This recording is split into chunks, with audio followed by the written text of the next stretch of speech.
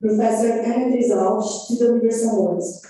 Well, thank you very much, Dr. Licínia Simão, Coordinator of the Atlantic Center, Dr. Helena Carreira, Director of the National Defense Institute, other participants of this event, invited people, good afternoon to you all. Let me start by thanking the organizers for having chosen this university to welcome this event and for having invited our rector, who could not be here today, to be present. In the opening session of this seminar about shifts in geopolitics, cooperation and competition in the Atlantic, a topic that for one reason or another is always a very hot topic. Secondly, I would like to thank everyone who participates in this seminar in person or by Zoom for being here today.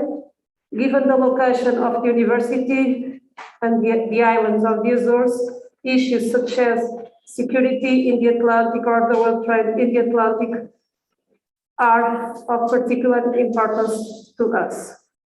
I hope that the seminar, the exchange of ideas and the debate will be fruitful, and that at the end of the day, you will think that it was a good idea and worth it your presence here today. On the part of the university, the doors remain open for future events, and I'll finish as I started for thanking you for your presence and wishing you a very good day. Thank you very much.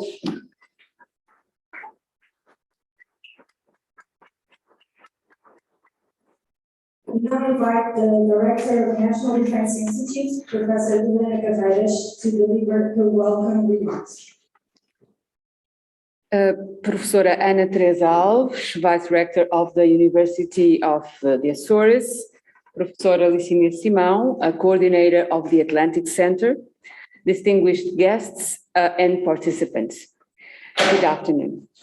Let me begin by expressing my sincere appreciation for having the opportunity to join you today in this international seminar in Ponta Delgada, São Miguel Island, one of the most beautiful places in the world.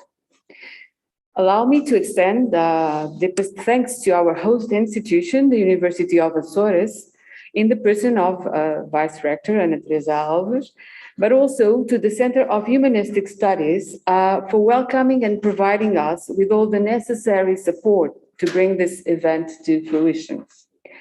IDN has cooperated with the university on countless initiatives over the years, and we look forward to other partnerships of this kind, where both institutions are able to imprint their combined expertise and resources on the local and international communities. A particular welcome is also owed to the participants of the Security and Defense Intensive Course, CZ, that the National Defense Institute regularly organizes in the Azores. In fact, its second module concludes today with the organization of this very seminar. This course aims to contribute to the awareness and training of civil servants, representatives of civil society organizations, as well as all those with the potential to perform relevant functions in matters related to national security and defense.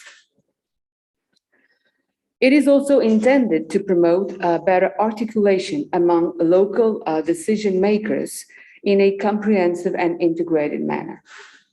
To all the course participants with us here in the auditorium, and to those joining us online from other islands, this year we enlarged the course to all the islands in Azores, which is innovation. Thank you for your interest and for your active participation. On that note, I must also thank Colonel Carlos Coutinho Rodrigues, who unfortunately cannot be with us because his father unfortunately passed away this morning and he had to leave to Lisbon. And all the staff of the IDN, Lieutenant Colonel Francisco Mateo, sitting over there helping us with the technical part, and the Professor Pedro Seabra, who is the IDN active link, should I say, very active link to the Atlantic Center, as well as the staff from the Ministry of Defense for making the integration of the seminar into the program of CZ so smooth. Ladies and gentlemen, we are well aware of the challenges that the current international order faces nowadays, and the recent events are painfully here to remind us. Dynamics of competition are increasingly superseding those of cooperation, thus appearing to call into question the very rationale underpinning this seminar. However, it is precisely the context of growing global tensions that makes it more sensible to understand the added value of the strategic positioning of key regions and locations for activities that are essential to our understanding of security worldwide. This includes matters related to maritime surveillance or the exercise of sovereignty at sea, but also aspects related to communication and cooperation within broader maritime spaces. In this regard, the Atlantic stands out as more than deserving a specialized focus. We will therefore be hearing today from a diverse set of distinguished scholars and speakers who will encourage us to think of such disparate issues as South-South cooperation, maritime and environmental protection, expanding space-related endeavors, or wider scientific exchanges. These are operative anchors of a broader reflection on what the Atlantic holds in terms of challenges, but also, and perhaps more importantly, in terms of opportunities. At the center of it all, the strategic position of the Azores remains uncontested for what the Atlantic is and will become in the coming future. For IDN, the Azores stands out as a key priority in our overall mandate. This seminar only further attests to the Institute's efforts in calling attention to its role in any debates concerning the limits of this oceanic space, as well as the specific dynamics that lie within. Allow me to conclude with some brief remarks on the Atlantic Center. The National Defense Institute has been an active and vocal supporter of the project of the Atlantic Center since its inception, and is eager to help further consolidate and develop it. I would like to thank and underline the great work that has been already carried out under the initial coordination of General Nuno Lemos Pires, and now the dynamic and determined leadership of Professor Licínia Simão. The Atlantic Center has gathered considerable momentum in a clear demonstration of the collective demand and political will to move forward with such initiative. In parallel, the partnership with IDN has also been met with a fast pace of its own and has already generated very concrete outputs. I would highlight, in particular, the first ever course on maritime security of the Atlantic Center, which IDN helped to design and implement last May at Lajes Air Base, Terceira Island. We will be sure to repeat this experience next spring with a course this year thematically focused on linkages between human security and the maritime domain at the same location. I wish you all a very productive afternoon and look forward to following the discussions of the incoming panels with great interest. Thank you.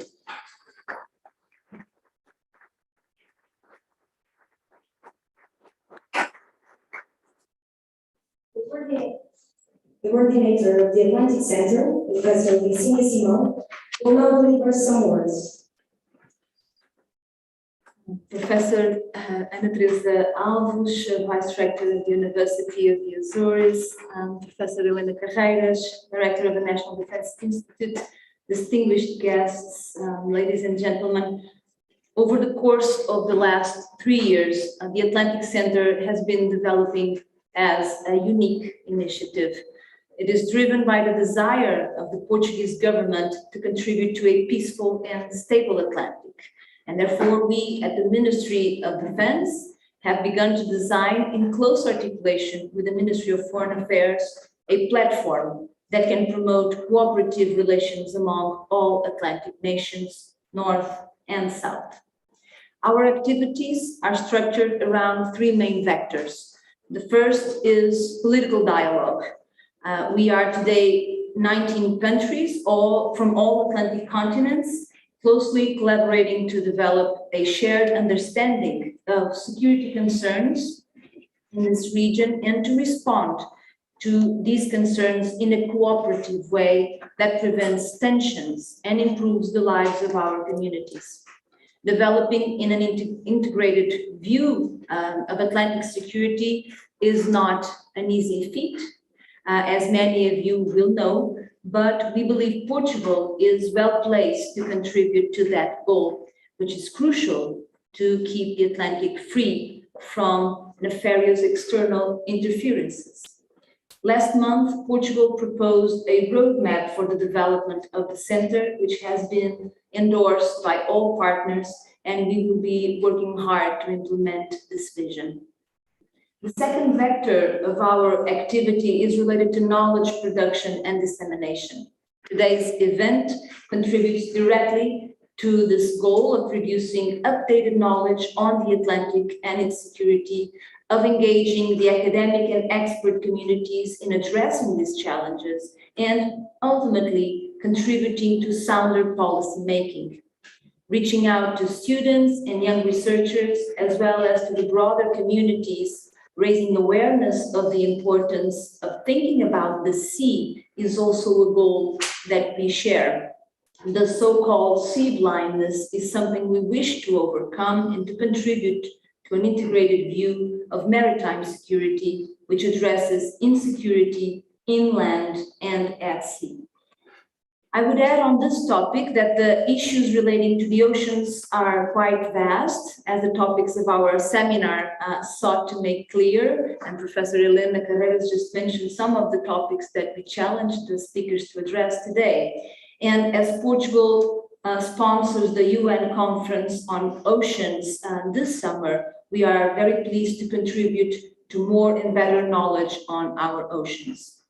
The final vector that we develop at the Atlantic Center is defense capacity building. Building on the vast experience of the Portuguese armed forces, we are working to identify needs of the coastal states to respond to a fast-changing security environment. Needs vary greatly across the Atlantic, with sharp discrepancies between the North and the South, resulting from historical divisions of our shared Atlantic space. This requires continuous assessments of the gaps in the existing assistance, of the added value that the center can bring to an already crowded area, and of the opportunities for dialogue with coastal states that help shape our capacity building activities to the existing needs and shared interests. I would highlight in that regard the recent report published by the Atlantic Center, and which you can find online on our webpage, addressing the European Union's capacity building assistance on maritime security in the South Atlantic. A second report will be presented in the coming weeks, addressing also bilateral assistance on maritime security in the South Atlantic.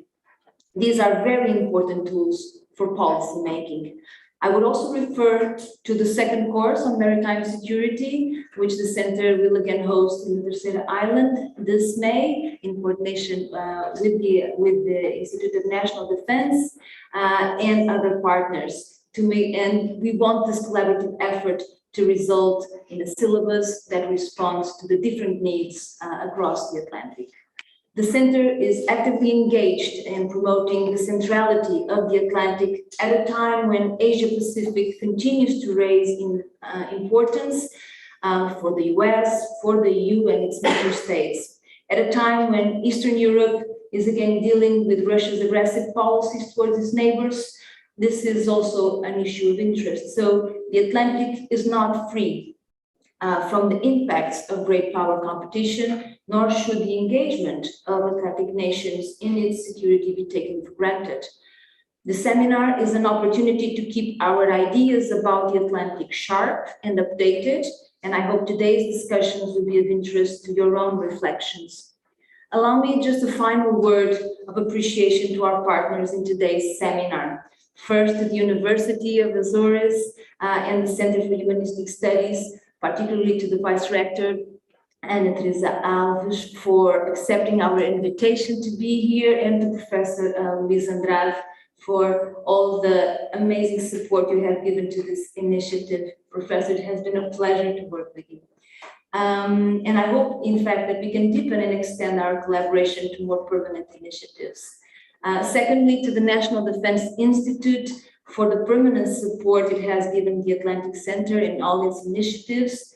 Dr. Pedro Seabra and Bruno Rodrigues, in particular, have been key to successfully integrating this seminar in IDM's 7th intensive course on security and defense here in the Azores.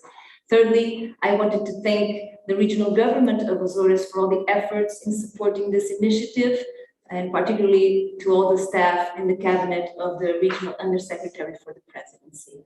But we are particularly indebted to our speakers for accepting our invitation and for joining us today in person and online. We are thrilled to have such a knowledgeable and distinguished panel of speakers sharing their views with us this afternoon.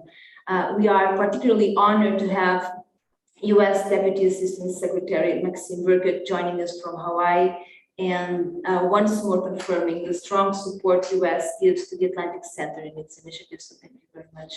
I hope our audience here in Ponta Delgada and online can benefit from this reflection and can engage in the discussion. I wish you all a very fruitful event. Thank you very much.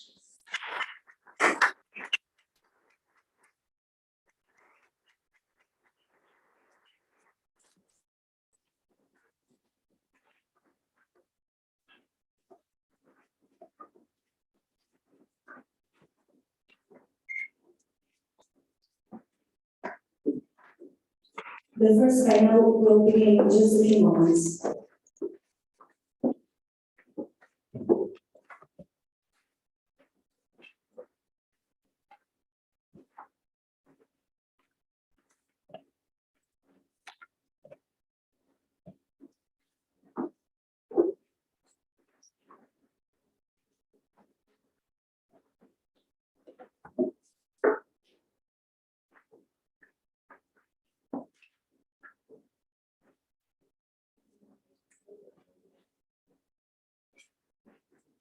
The first panel under the topic, the Atlantic in World Geopolitics, will now begin.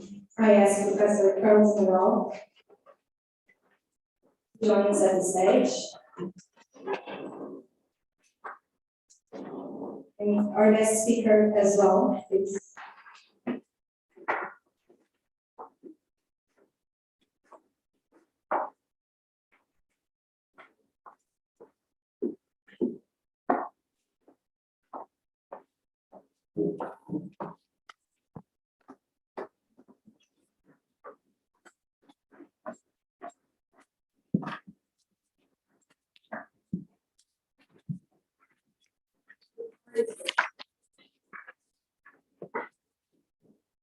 Thank you very much. Good afternoon, Professor Sonia Ribeiro. Together with us online also, we have Professor Monica Hurst, Professor Maxine Burkett, and Professor Timothy Walker. Ladies and gentlemen, please first of all allow me to express my gratitude to the Atlantic Center, the organizers of this most timely event, for the kind invitation in my double quality of professor at the University of the Azores and coordinator of the research line centered on Portugal and the seas, Europeanism and the transatlantic relationship, and as currently Regional Director for European Affairs and External Cooperation of the Azorean government. It is, of course, a privilege and an honor to be with you today, to be here today. Again, on this most timely event that brings forward with such a potency the reality, the true reality of politics and of international relations, and it is foundations. Its foundation on geography, its foundation on power, and on the fact that even though we would wish for a different world, a different political system, a different international organization, this is the one that we have, and this end of dreams, to paraphrase a not so recent title, brings forward the importance of events such as this one, of the reflection on the Atlantic and on the added value that the Azores represent to the country as a whole, to the international system, given its centrality. The Azores is a region, one might say, that is marked by a profound contradiction or a profound series of contradictions. We are a minuscule community, and yet we have a huge ocean. These islands are millions of years old, and yet in political terms date to the revolution of the Carnations. We are an outermost region. We are not just peripheral, we are more than peripheral, we are an outermost regions, and yet the centrality of yet our centrality remains. And it is exactly for the exploration of these contradictions and of the added value that from these contradictions we can bring forward to the country and to the international system, that we welcome the work of the Atlantic Center and remain deeply committed to it. For this first panel,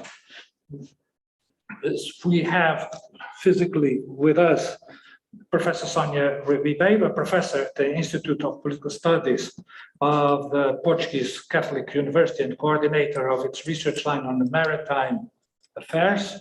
And we also have online Professor Monica Hertz, professor at the Catholic University of Rio de Janeiro. Zoom allows for these wonders of bringing us together and allowing for such joint reflection, as well as Professor Maxine Burkett, the Deputy Assistant Secretary for Oceans, Fisheries and Polar Affairs in the Department of State's Bureau for Oceans and International Environmental and Scientific Affairs of the United States, and Professor Timothy Walker, the Maritime Project Leader and Senior Researcher at the Institute for Security Studies in Pretoria, South Africa. And from Zoom allows us to join us, to be together in this joint reflection. It would be very much interesting, to hear from you all. I would kindly ask you speakers to respect the time allocated for the interventions, so as to allow for debate and joint reflection afterwards. And therefore, without further ado, and keeping to the order of our program, I would pass the floor at once to Professor Sonia. If you please. Thank you very much. Is this on? Thank you very much. Good afternoon to you all. It's really a pleasure to be here today with you.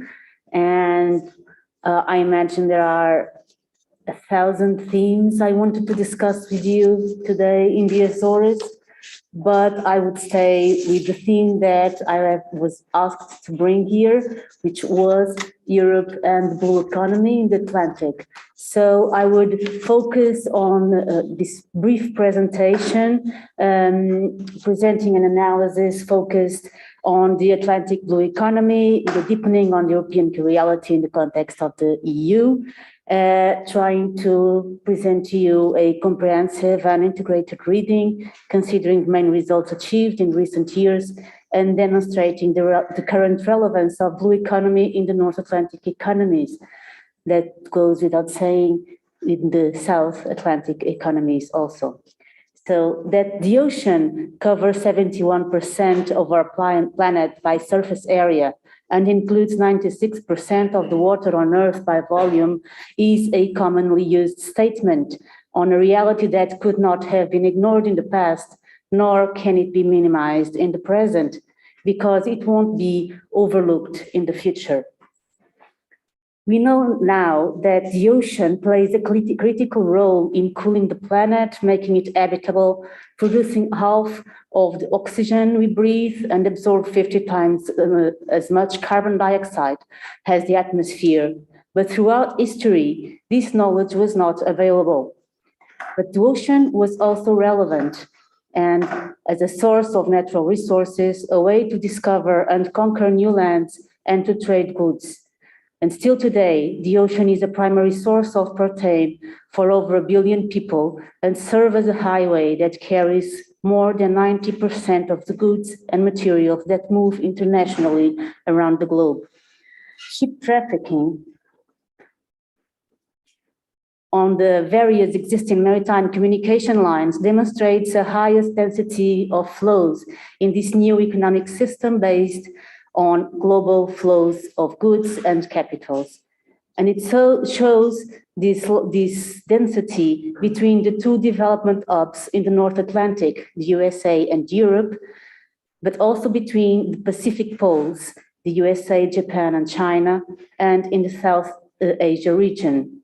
But we can also see significant south-north maritime traffic, which portrays the density of traffic between Brazil and Europe, but also via South Africa to the Indian Ocean. But blue economy is not only maritime trade, international maritime trade. The value of the ocean economy sectors has been estimated by UNCTAD at about $3 trillion annually. That means 5% of global GDP. This would equal the size of the fifth economy in the world. There is indeed a growing relevance of the ocean in the past couple of decades, and that is due to the development of technology that allows for the presence and operation on the high seas and development of new activities and new uses of the ocean, because there is a need to exploit new sources of raw materials in order to maintain or further enhance economic performance globally. And because science has brought light knowledge on the fundamental role the ocean has in regulating life on Earth, and how exploitation in the past decades has accelerated a change in natural conditions that is enforcing a climate change in the planet.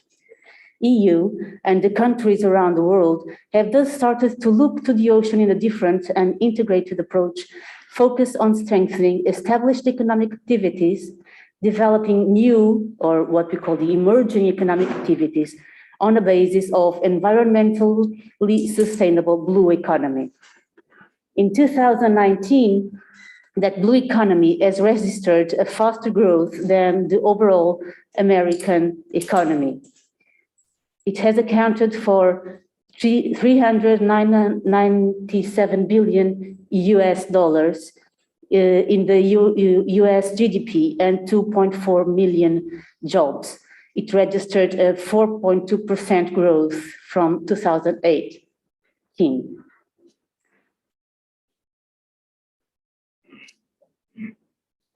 In 2019, tourism and recreation accounted for 35% of maritime economy gross output, while national defense and public administration accounted for 27%, and minerals offshore, including oil and gas, accounted for 14% of this output.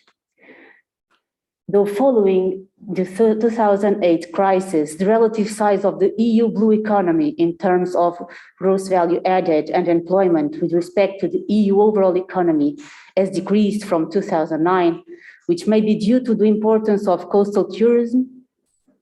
In 2018, the EU blue economy established sectors' main indicators also show encouraging figures. However, COVID-19 pandemic, which represented a major shock for the global and the EU economies, has also impacts on blue economy performance. COVID-19 economic crisis impact assessment on blue economy shows that EU blue economy will be more affected by the crisis than the overall EU economy, but different sectors will be differently impacted. And blue economy will grow faster when the economy eventually recovers, offering important investment opportunities. The sectors that suffered most severely in 2020 were all the established sectors, with the exception of marine renewable energy, where the impact was medium. Although the living resources, non-living resources, port activities, and maritime transport sectors suffered strongly, they were all foreseen to recover promptly. In fact, in June 2021, the latest data available, the European Commission expected most sectors to return to pre-COVID levels before 2022, those appointed in the table as prompt. Only shipbuilding and repair was expected to recover in 2022, and only coastal tourism should recover after it. Most of the emerging sectors suffered small overall impacts in 2020 and were all expected to recover swiftly. EU blue economy established sectors are in fact major contributors to the EU blue economy, and 2018 data shows an increase in all major indicators from 2009. On this data, we should notice that employment increase was largely driven by coastal tourism, which saw a 20% rise in jobs compared to 2017.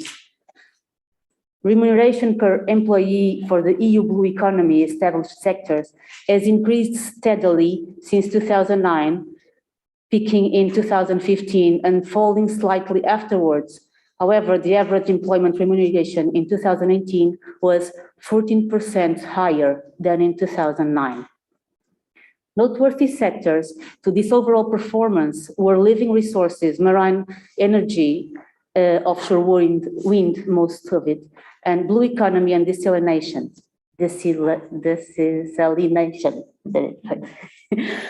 Gross value added data show an acceleration in the growth of all sectors from 2013 onwards, except for non-living resources, whose gross value added dropped by 62%. The largest blue economy sector in the EU remains coastal tourism, which reported an increase by 20% in gross value added in 2018 compared to 2009. Maritime transport and port activities increased 12% and 14% respectively, and other sectors that contributed to growth were living resources and shipbuilding and repair. Employment was also recovering. With respect to 2009, overall 2018 figures are very similar. The highest relative expansion was observed in maritime transport. In non-living resources, though, a significant declining trend is seen. The four largest EU member states, Spain, Germany, Italy, and France, are the largest contributors to the EU blue economy for both employment and gross value added. Only Greece manages to come among these four countries by positioning second in the contribution to the EU blue economy in employment terms. Other countries with significant contributions in terms of either employment or gross value added include Greece, Portugal, the Netherlands, and Denmark. blue economy exceeds 5% of national gross value added or employment in the insular members or those with archipelagos, Greece, Croatia, Malta, Cyprus, and Portugal. Estonia is an exception with an employment share of 7%. Other member states with relatively large blue economy sectors include Spain, Latvia, Denmark, Bulgaria, and Ireland. Data related to Portuguese blue economy demonstrates this reality. Blue economy gross value added has grown nearly twice as much as the national gross value added and more than doubled the employment growth. It represents today 3.9% of the country's gross value added and 4% of employment. While we don't have this perception sometimes in our society or even amongst most political and social organizations, blue economy gross value added is now higher in Portugal than sectors as agriculture or energy, and only slightly under construction. The most relevant blue economy sector in Portugal, as it is for the EU or the United States, remains the coastal tourism, including nautical sports and culture, followed by living resources sector, which include fisheries, aquaculture, and fish transformation and commercialization, both in gross value added and employment. It is noteworthy to verify that average salaries in blue economy are higher than national average in almost all groupings of the National Blue Economy Satellite Account. Only tourism and living resources register average salaries lower than that, derived from the weight that low-skilled jobs have in these sectors. We should not forget the importance that the South Atlantic represents to Portugal and to Europe, both in terms of cultural ties and historical ties, but also in economic terms.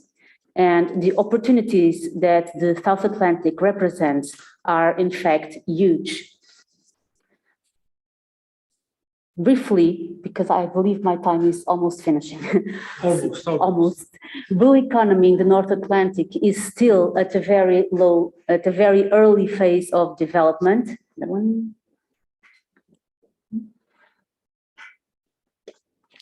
And it is foreseen that it will develop further in the next decades. It has proven resilient to the crisis in 2008 and in most sectors to the 2020 pandemic crisis. It employs skilled works, especially in emerging areas, but also in established sectors where the average wage is high. My opinion, it would probably benefit from more synergies between blue ecosystems in both margins of the North Atlantic and between the North and South Atlantic, where enhanced opportunities are there for cooperation and economic and social development, the other name of peace. Thank you very much.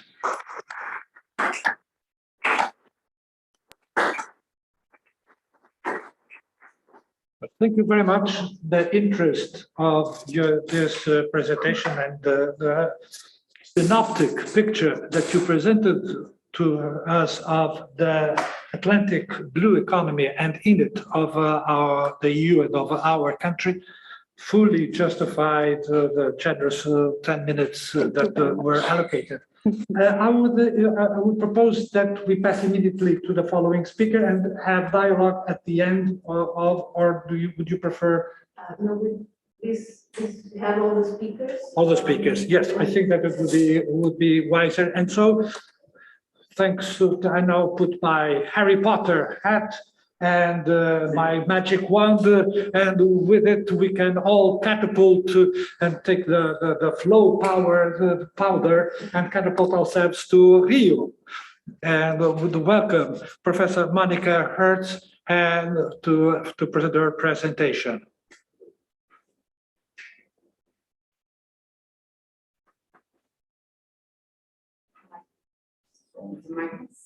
Oh, it's No, mute. her microphone. Your microphone is mute. Would you please turn it on? Is that okay now? Yes. Yes, perfect. Okay, sorry. I would like to start by thanking the Institute of National Defense, the Atlantic Center. It's It's an honor to be here and to be part of this event. And I'm very sorry I was not able to travel. I'm still a little bit afraid of going on a plane, but I hope this will change rapidly, and it would be an honor and of course a pleasure to visit the Açores. I've been working on this subject with two colleagues, I should mention, Admiral Antonio Rui de Almeida Silva and Professor Danilo Marcondes. We have written one chapter on the subject, and we're working within the context of broader research on Brazilian defense. I would like to take the opportunity to bring to the table not only a Brazilian view of the issue, but a Latin American view. Though at this point in time, it is very difficult to talk of either. First, because our foreign policy is in a state of profound crisis at this point, and also because regional cooperation is at a moment of decay, I would say. So our attempt here is to think in terms of moving towards greater cooperation, and at least in Latin America, a common policy towards the South Atlantic. Of course, the South Atlantic is very important for Brazilian foreign policy and Brazilian defense policy. It's often referred to as the Blue Amazon, to call attention to its relevance as well as the Amazon region for our country. But what I would like to do today, there are several aspects of the South Atlantic that we could be looking at. There are different forms of cooperation, both in terms of illegal activity, in terms of peace operations, in terms of technical cooperation. But I think there is one aspect, and perhaps unfortunately today is a proper, I would say, a moment to talk about this. But we have to look, as was said earlier, at both the dynamics of competition and cooperation. And of course, look at these two dynamics in order to assure that the dynamic of cooperation prevails, which doesn't always happen, as we are seeing today in the Ukraine.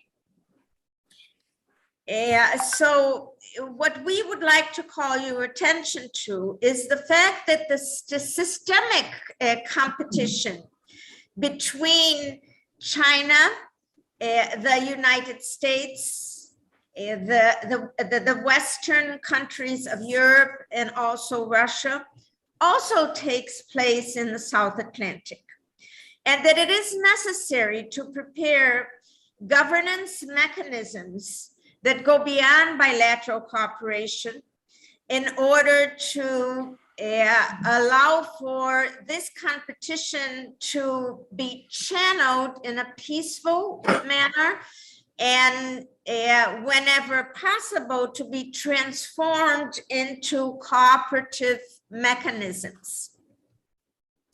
We, of course, in Latin America have a great concern with the subject. I think that in our region, there is a very strong, on one hand, feeling about defining the South Atlantic as an area of peace, as an area free of weapons of mass destruction. At the same time, Latin America was, and particularly I would say anyone dealing with defense, very much marked by the 1982 war in the South Atlantic, the Falklands, if you're British, Malvinas, if you're Argentinian, islands, and the fact that the presence of a British base on the islands is also very significant. Of course, the presence of the US in the region has been enhanced by the activation of the Fourth Fleet in 2009, by the presence of AFRICOM, and this has been mostly dealt with from the point of view of Latin American countries on a bilateral basis. At the same time, as we have for many years discussed, the presence of NATO countries in the South Atlantic. Some see it as some sort of menace, others see it as an opportunity. We today see very clearly that there is a growing presence of a growing Chinese presence in the South Atlantic. And it is very important to create the proper forums to discuss what this means and how to deal with it. Of course, China is present in the South Atlantic through military diplomacy, UN peacekeeping missions in countries like Liberia, Ivory Coast, Democratic Republic of Congo, Namibia. There are the so-called Peace Ark Naval Hospital has been touring the Caribbean, did tour the Caribbean for some time. There are bilateral agreements with some countries. In particular, in Latin America, there is a strong proximity with Argentina, and today the cooperation between China and Argentina has indeed grown, with the One Belt, One Road initiative that is so prominent in Latin America, with a number of infrastructure projects throughout the continent, has also an expression in the South Atlantic. Only in Brazil, China is very much involved in mineral activity. A Chinese company, for instance, operates Brazil's second largest container port in Paranaguá, and built a massive port in the north. São Luís is planned. In Uruguay, Chinese fishing groups also are involved in investment and agreements on. This is, of course, interconnected with agreements on free trade throughout the region, investment in infrastructure throughout the region. This is, of course, an enormous advantage for Latin America, not only Chinese investment, but also trade. The fact is that the South Atlantic became a theme for Chinese policymakers, and the presence of China became a theme for North American policymakers. And I believe we need to move towards governance mechanisms and forums where countries in Latin America, but of course also in Africa, can take part in the debate that, of course, given Sonia's talk about the relevance of this part of the world for our economy, so clearly highlights.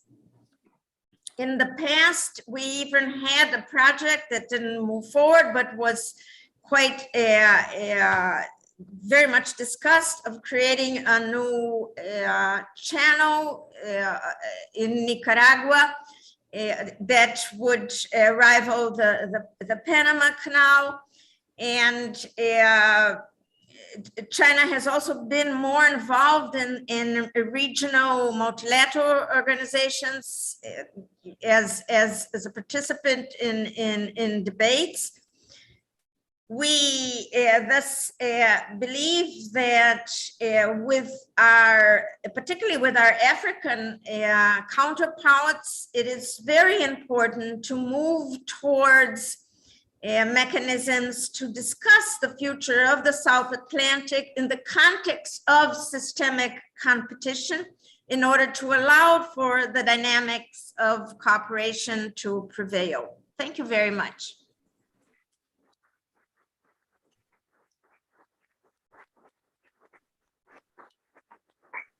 Thank you, Professor Monica, for a most interesting reflection and appeal to the development of governance mechanisms, of new governance mechanisms that may allow us to go beyond the world of states and to forge a new order. A call that is particularly acute in our days, and for calling the attention to the presence of China in the South Atlantic, as well as in the North, and as well as it is shifting and moving and trying to refurbish its place in this brave new world in which we live, just about everywhere, even here in the Azores. The Chinese now would count for, I think it is our second or third immigrant community in the islands. Well, continuing our most interesting and timely reflection on the Atlantic in world geopolitics, a little bit more of flow powder, so as to jump from Rio to Hawaii to Professor Maxine Burkett, please. Thank you so much. Good morning, good afternoon, good evening. For me, it is very early morning. And aloha, I'm joining you from 9 time zones away. And while technology is wonderful, I do wish I could be there in person and look forward to the day when we can meet in person. I also hope to visit the Atlantic Center in the future. The United States, as you know, has welcomed and supported the Atlantic Center since its inception. The center offers us a welcome and unique opportunity to engage on Atlantic issues with a diverse group of partners in Europe, Africa, and South America. The center's ongoing leadership on discussions of great power competition, transnational crime, including piracy, environmental issues, illegal fishing, climate change, and cyber threats serve to focus us all on the shared challenges we face. The center and discussions like this allow us to enhance our thinking about the Atlantic and explore the range of common interests and principles that Atlantic coast states share. The strategic importance of a well-governed, peaceful Atlantic is clear, as is the importance of developing a strong cooperative community along its shores. Broadly speaking, I think we all want the same thing: an Atlantic that is safe, secure, and prosperous for all. An Atlantic that is an area of peace and prosperity, governed by internationally recognized laws and conventions, supportive of sustainable blue economies, and resilient to multiple stressors. At the Atlantic Center, my government has spoken several times about our support for maritime security, cooperation, and good governance. And today I would like to emphasize these and equally important elements of maintaining our shared Atlantic space. Since the earliest days of the Biden-Harris administration, we have focused on 3 strategic priorities related to the ocean: maximizing the environmental, economic, and social benefits that ocean provides, developing an ocean climate action plan to focus on ocean-based solutions to mitigate climate change effects, and identifying strategic directions for ocean science and technology. Those priorities are all interrelated and all clearly linked to a discussion of geopolitics. The first point, perhaps most clearly, maximizing the environmental, economic, and social benefits provided by the ocean. That cannot happen in each nation in isolation. What each of us does will affect the others who rely on the ocean. And while maps do not always make it obvious, the ocean is a resource that impacts every country directly or indirectly, whether along the shores of the Atlantic or elsewhere. And the threats to our stability and our shared stability are clear. Challenges to maritime security in the form of piracy, illicit trafficking of people, drugs, and weapons, illegal, unreported, and unregulated fishing or IUU fishing, and weak maritime governance leaves nations vulnerable to state and non-state actors who are eager to exploit the maritime space for their own purposes. These actions upend Atlantic nations' efforts to harness their maritime resources for the good of their citizens and for future generations. There won't be a thriving blue economy if instability prevails. We would like to cooperate not only on the classic elements of a blue economy that we all share, fishing, tourism, and shipping, but also work on offshore renewable energy, aquaculture, and marine biotechnology. Geopolitics is so often framed as a story of competition that we risk forgetting that is also a story of cooperation. The ocean is already managed through a constellation of national laws, international agreements, and longstanding practices. We already know we must work together to achieve the best outcomes. We have a track record for the ocean as a venue for cooperation as much as competition. We just need to strengthen that approach. That cooperation clearly needs work in many areas, but is also the only path toward a safer, more sustainable future for all of us. I will offer you a timely example of cooperation on the right track. The United States protects approximately 26% of our waters.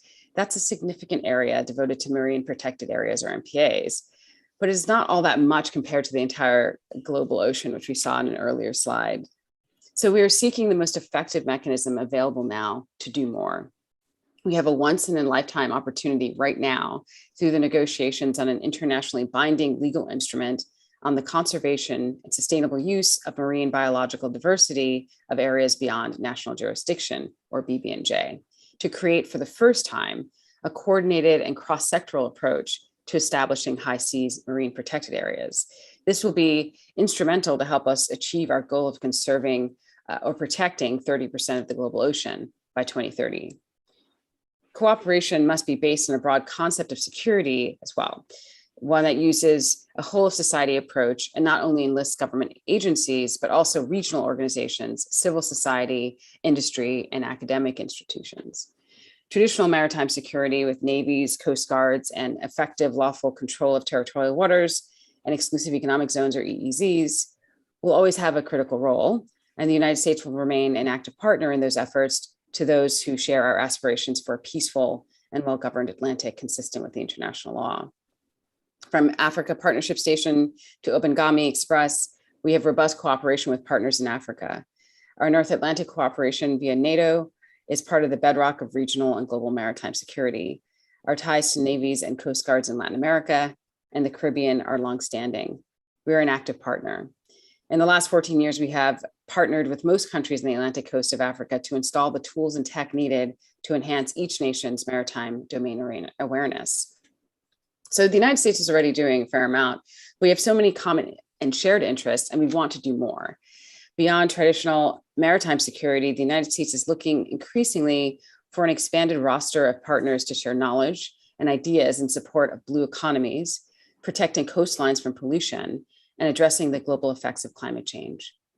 For an example, with some Atlantic context, the United States Southern Command recently partnered with the international nonprofit organization Global Fishing Watch, and that was to amplify Southcom's ability to detect and target IUU fishing. Through this partnership, Global Fishing Watch will provide public vessel tracking data and open source maritime domain awareness tools to support Southcom's on-the-water efforts to assist fisheries enforcement and maritime law enforcement agencies in Latin America and the Caribbean. This increasingly holistic approach to cooperation will guide us and underscores our desire for partners on all 4 continents that border the Atlantic. Finally, it's worth noting that 2022 is shaping up to be a year focused on the ocean and marked by multiple multilateral efforts.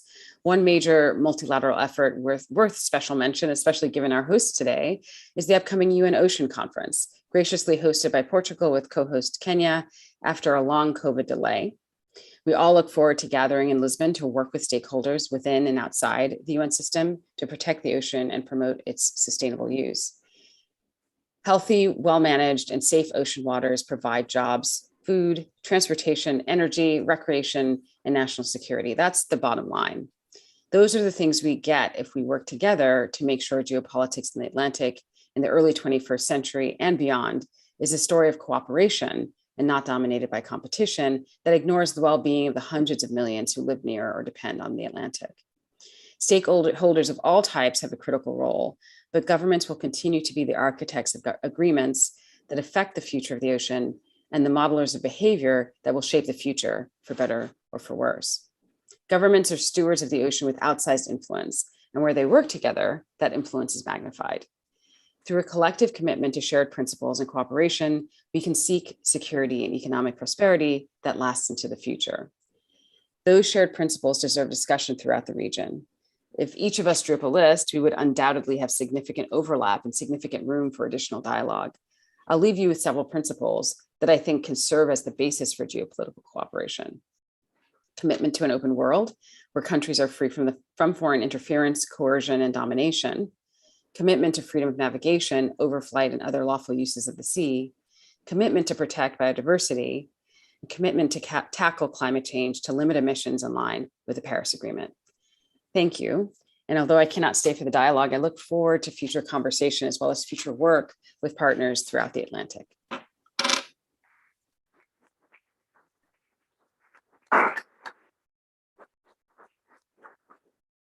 Thank you, Dr. Maxine. I'm very sorry that you cannot stay with us, but thank you very much for your presentation, for your inspiring and optimistic words, both the appeal and the presentation of the US president to a holistic approach to cooperation, interstate cooperation, and to new governance with regard to the various priorities that you presented to us, both in terms of the environment, in terms of climate change, in terms of the blue economy and economic cooperation, as well as in terms of the geostrategy and geopolitics.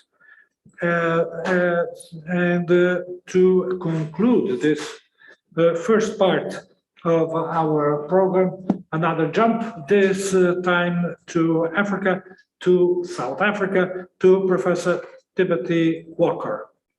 Please. Thank you very much.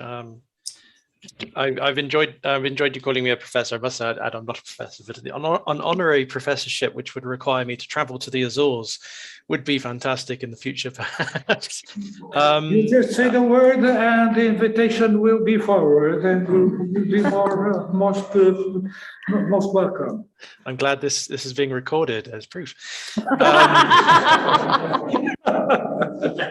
But thank you. Thank you. I'd love to have been there. I've really enjoyed the presentation so far. I'm sure the discussions which are ensuing before and after are equally informative as well. I was asked today to discuss, as part of this cooperation and competition in the Atlantic, the Yaoundé architecture, and in general, a review of some of the implementations, progress and strategies of various African institutions and initiatives. To do so is to throw quite a wide net over a lot of acronyms, a lot of initiatives, and to then create or to understand or assemble how those are affixed to the Yaoundé architecture, how they link in sometimes indirectly, is quite a task. And it's a sort of one which hopefully I can do justice for now, but we can focus on a little more perhaps in the question and answer session, but also in the future as well. I'd really like to, like I say, continue the conversation beyond today as much as possible.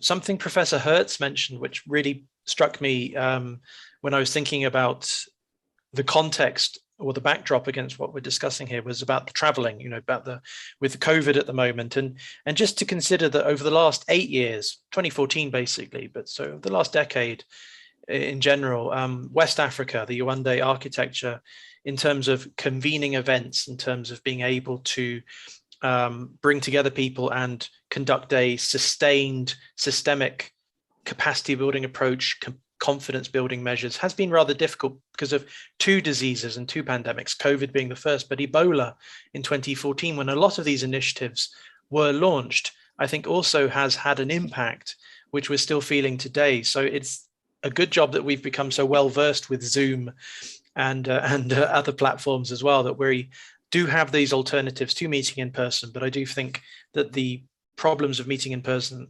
on a regular basis have been quite problematic, excuse me.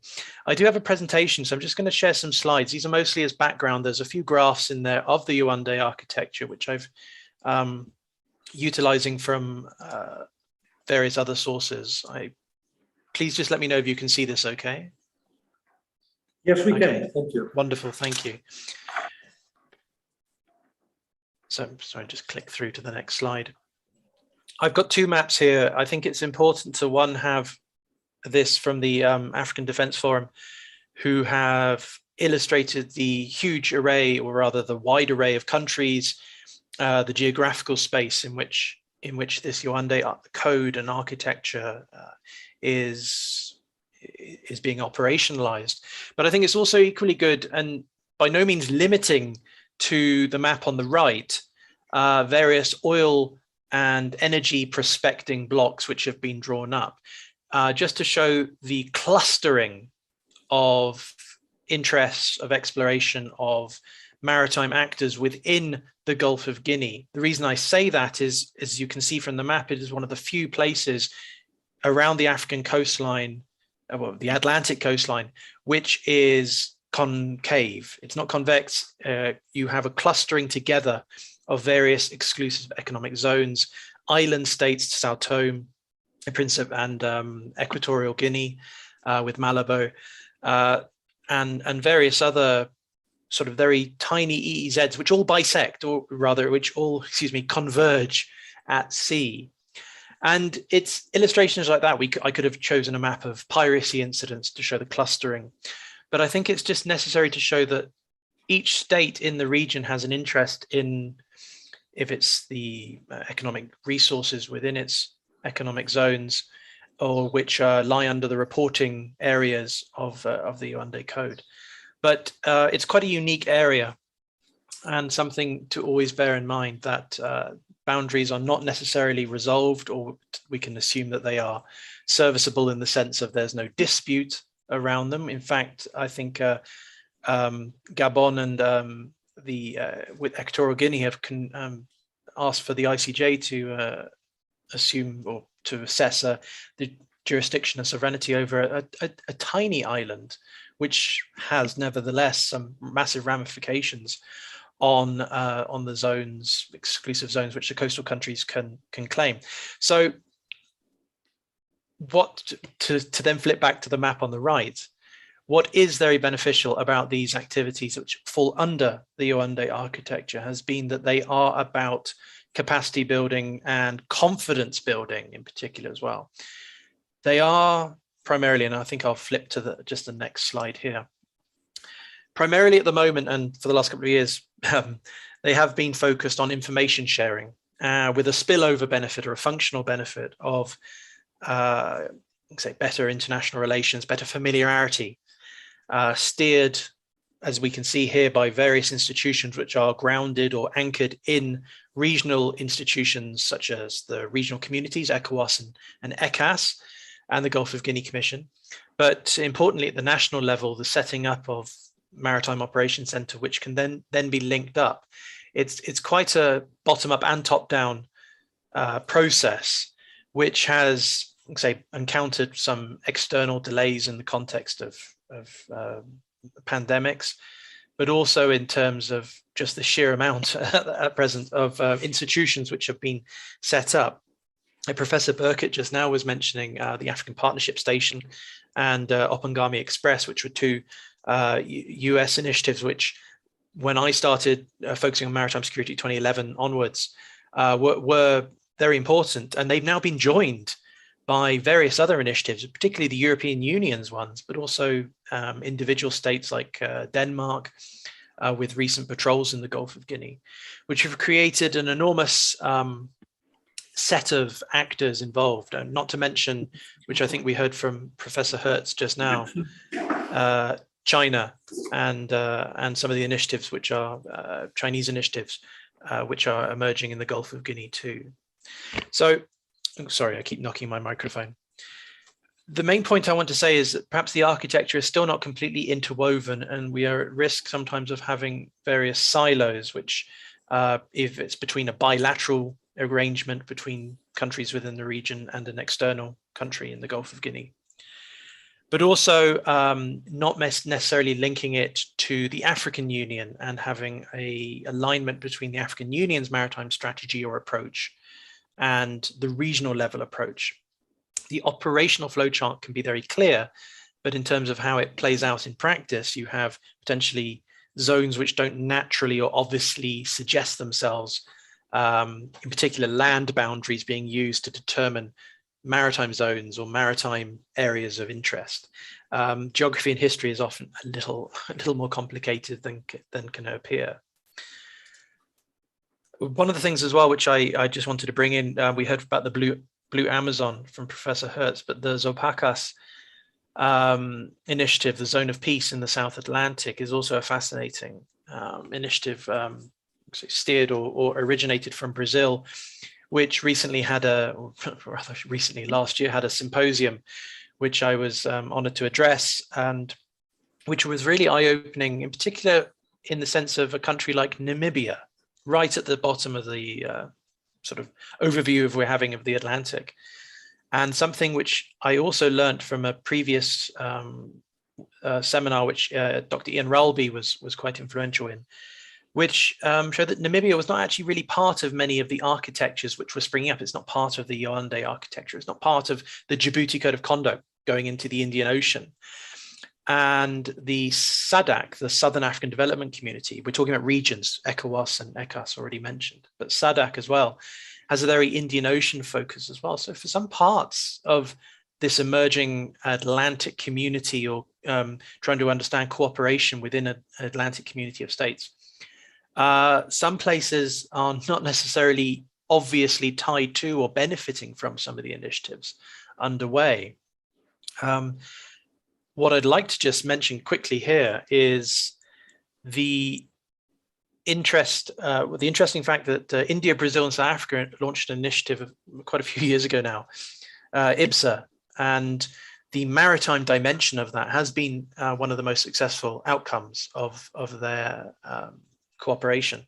And as I understand, there is going to be another IBSA maritime exercise later on this year in South Africa, which makes a natural meeting point between the Indian Ocean and the Atlantic Ocean. But it also makes an interesting meeting point of two zones. I've mentioned Zopacas here, but you have the Zone of Peace in the Indian Ocean as well. And there is a growing interest from coastal states, particularly African coastal states, around framing their international relations within that kind of approach of zones of peace, and taking that as the point of departure, which say is undergirded or anchored, if you will, by information sharing, which is then sort of achieving the aims of the Yaoundé architecture, and the various initiatives which have been set up, like YARIS, which is a European Union initiative to share information between states, modeled on the Indian Ocean, or IORIS regional information sharing system. But often when we try and break through that concept of sea blindness, which we use quite often to explain why, paradoxically, African states, despite being effectively part of a big island, and despite being so hinging their security on maritime trade or shipping or safety in ports, haven't necessarily embraced these concepts as well. And if we are to get the public interest in that, which leads to policy-making interest quite often as well, then it's through those kind of zones or these kind of concepts which I think are going to play a more influential role, if not materially, then certainly as optics, as the kind of preferred way to look at international relations in the ocean. One final thing I'll just mention before I conclude is, and this is something which I've been working on with a speaker in the second panel, Professor Christian Bürger, around submarine cables and the security of, if it's cyber security or if it's security of this infrastructure, which is really playing such a fundamental role in the political economy of most countries, but also in terms of their future planning for if it's infrastructure investment, and also potentially navies as well, or a cooperation around that. I'm more than certain that the reason I'm able to speak today, and most of us actually join in today, is thanks to these undersea cables connecting us up. And we saw the effects of what happened with the volcano explosion in Tonga quite recently, when the country was in effect cut off as well. Now, again, as you can see, the clustering of submarine cable landing sites and the crisscross network is very fundamental in the Gulf of Guinea, under which the reporting system and the international cooperation which it's supposed to engender is very present. And there was an interesting example a few years ago of a Congolese, I think it was either a sub-ocean, underwater, I should say, volcano or a mudslide, which short-circuited one of the cables which was linking West Africa, particularly Nigeria, to South Africa, and how that, given the kind of the lack of, you might say, redundancy, or the fact that there are only a few cables which go that far south, is actually quite devastating. And it's something which this mudslide was only discovered because the cable short-circuited and it was needed repairing. So in amongst the importance of good international relations and cooperation and coordination of maritime security efforts, you also have the importance of considering the geographical elements which could actually play a part as well. I think that's my final slide. Yes. But just by way of conclusion, I'd like to emphasize that there is I would say, a growing African agency, which is very welcome among, for instance, member states, or rather non-permanent members of the Security Council of the United Nations. Ghana was poised with Norway.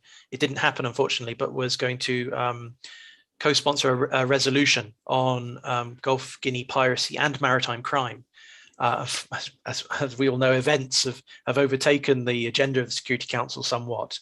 But I hope in the future that countries like Ghana, which is also now part of the African Union's Peace and Security Council, and countries like Nigeria, and even countries far to the south, like South Africa and Namibia, which is now part of the AU's Peace and Security Council, will be playing a very active, proactive role in setting the debate, contributing to the debate as well, but also showcasing that in terms of being an actor within the overall system of maritime security cooperation, but also what they're doing at the national level, that there's a lot of quite innovative practices and policies which are now being put into practice, searching for the word implemented was the word I was looking for, from the South Atlantic all the way up to the Azores and beyond. With that, I'd like to thank you, and wishing you all the best for the rest of the presentations, and I'm looking forward to the Q&A as well. Thank you.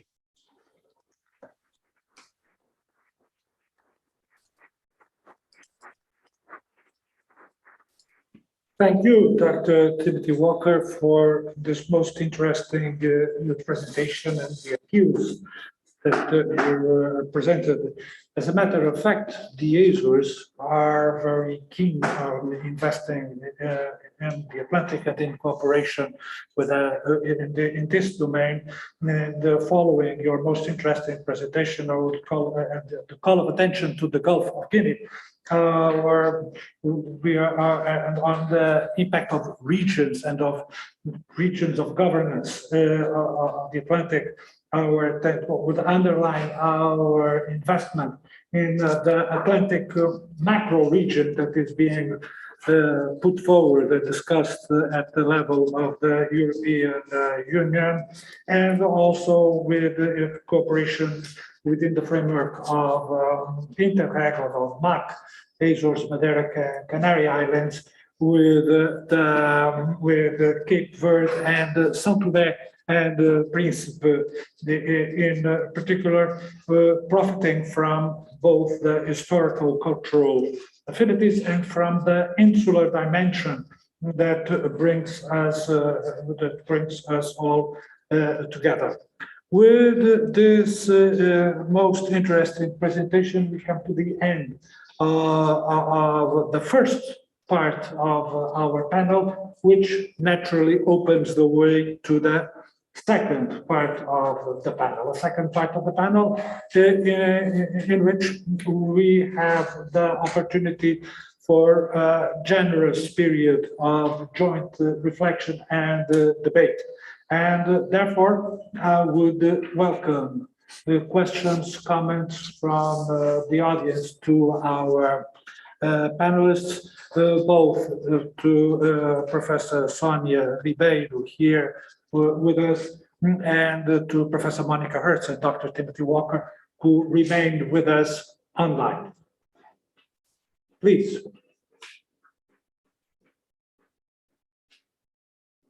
The first one is always harder.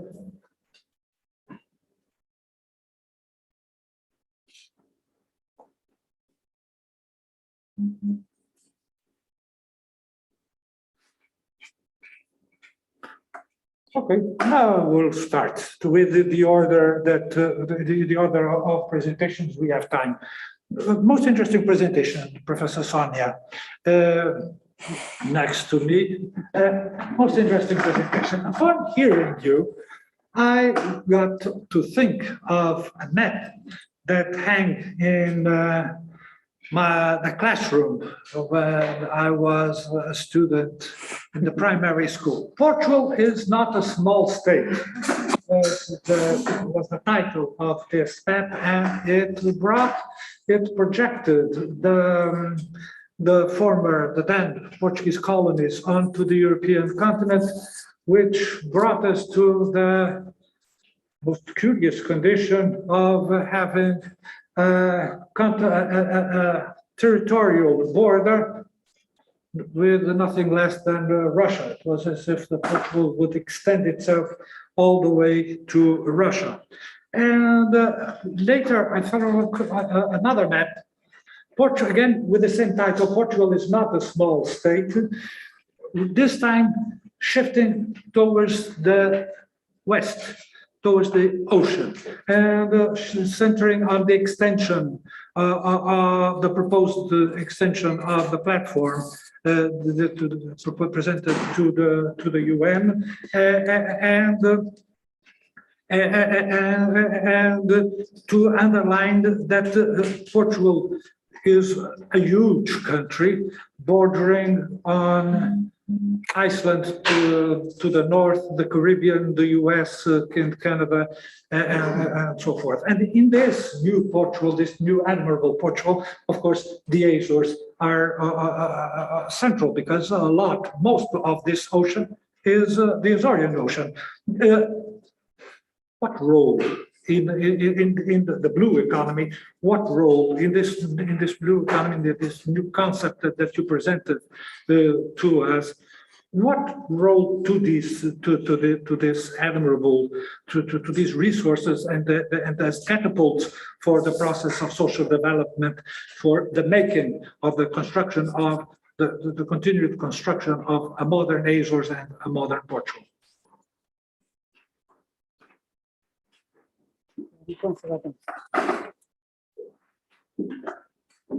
Thank you very much. It gives me the opportunity to focus what I didn't. So it's very interesting. Yes, so the first map, right? I have not seen that map in my classroom, but I have seen it later on when I studied. And in fact,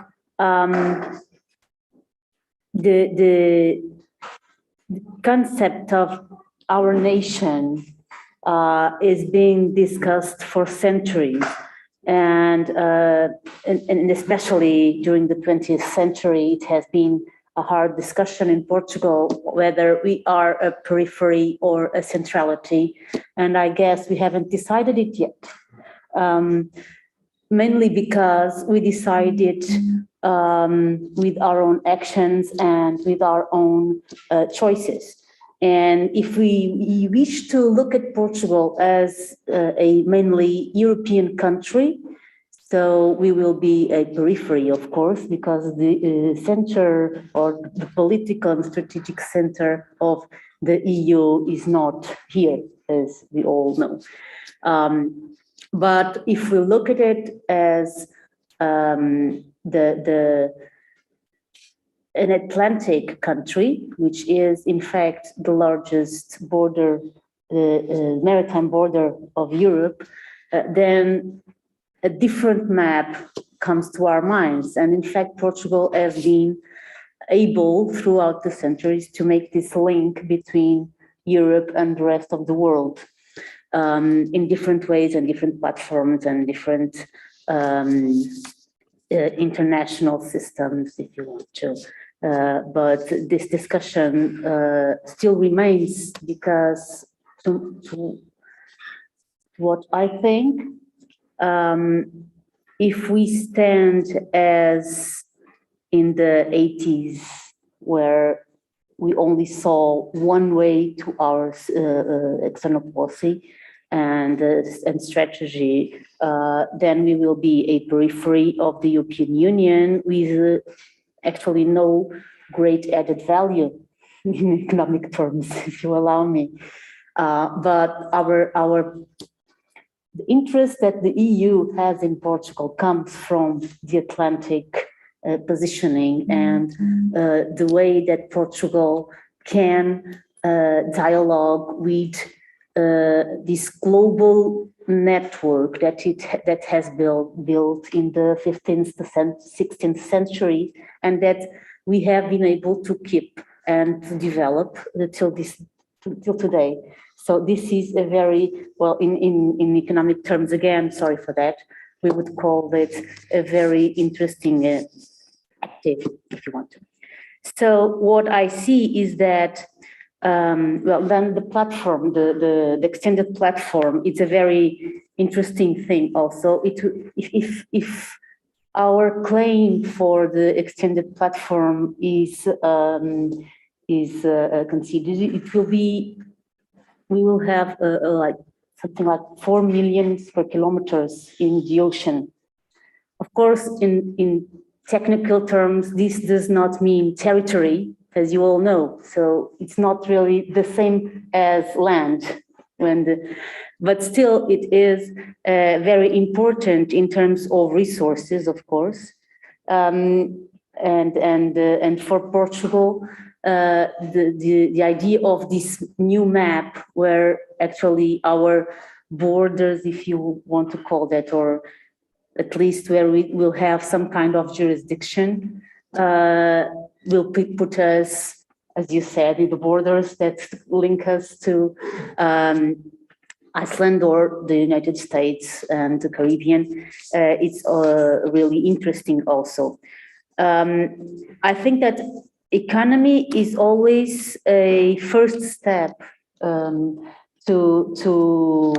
well, we've learned that in Europe in the last decades, that if we want to build a strong relationship, of course we have other assets like cultural ties and history and whatever. But then we must build common interests also. And in these times, the economic interests are, of course, very important. And as we've seen, our blue economies are somewhat similar. The main grouping sectors are similar. And the basis for the next blue economy major sectors is the same, that is technology and digitalization. And as Timothy just mentioned, and that last map, it was very interesting of the submarine cables, because those are the new routes for the future economy. So yes, I think we have a very interesting paper to play in the next economy systems and the new economic sectors in blue economy, those emerging ones that are the most valuable ones, at least. And so I do think that the Azores is doing a great job through the Atlantic Century also, and we should really invest in this area for new cooperation and new economic projects involving these partnerships. As I think Monique was also discussing the question of these strategic alliances, like operative strategic alliances. So concrete economic projects that can bridge the countries together and the regions together.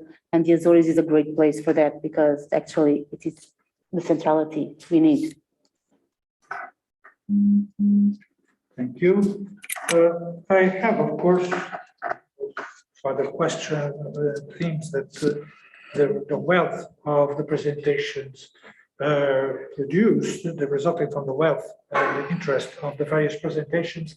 Yet Professor Christian Brugger has expressed his interest in presenting a question, and Dr. Vicenia now also, so I will, oh, there you go. I told you that it was only the first. Christian, please. Do we have a microphone or? Yes, we have.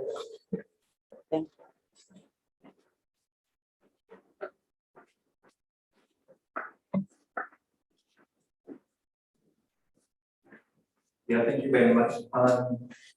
There's a question that mainly concerns the issue of what kind of cooperation are actually possible in the Atlantic area. And it partially is addressed to my collaborator, Timothy Walker in South Africa, but partially also Professor Hurst. Now, when we're talking about cooperation, we should also think about how that should look like in practice. Now, Timothy, you have been speaking about the UN Code of Conduct and the progress being made there. My question now is, in what way are there lessons from these structures, the UN structures, for the broader region? Now, the UN Code of Conduct is primarily driven by capacity building concerns, and it is motivated by piracy. But could you imagine that there are actually lessons from this structure for the broader region? Could we have a South Atlantic Code of Conduct, for instance? And if so, how would it look like? And then perhaps should Azores join such a construct in the future? So what do we learn from the UN Code of Conduct? And I would invite you to speculate a little bit and project it in the future of how a code of conduct for the South Atlantic or the North Atlantic would look like. Quite obviously, in North Atlantic, there are NATO structures and structures for. Thank you. Thank you. Timothy. Thank you. Yeah, so good question to try and tackle. And thanks for pinpointing a few of the things that we could look at to unpack that a little more. If I think of the Atlantic, yeah, I think of NATO, which is obviously, I think, trending all the time at the moment, and its equivalent proposed SATO, which was more of a thing in the past, which I think Brazil then, I think, partly created Zopacas to sort of negate the need for, well, the idea that there was a treaty organization. The lessons that I would get from the code of conduct elsewhere would be that, yeah, piracy was definitely, I think you yourself said this once, Christian, quite a few years ago, it was kind of the window which opened up the opportunities for further engagement on maritime crimes, which have been ongoing for a long time, but we've never really sort of seen the transnational impact of it enough to actually know that cooperation was required.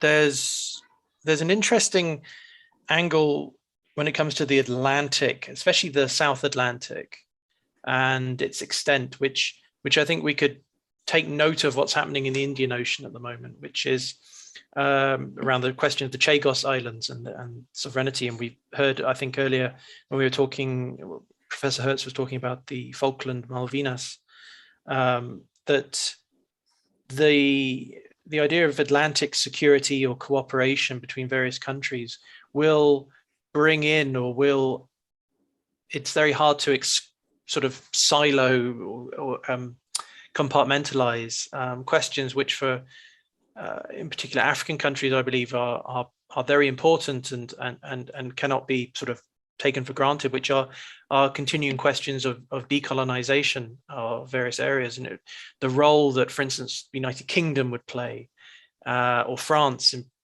in the Indian Ocean kind of security architecture would be a little different for the Atlantic, but nevertheless, these are the sort of framings or the optics with which I think a lot of countries would look at whether what is the political gain or what is the political requirement for investing in creating or establishing these initiatives in the Atlantic. I think those are becoming more and more vital or more and more essential as part of the ending of, or rather the trying to end African, if we call it African sea blindness as well, but the idea that getting the public interested and policymakers interested at the same time.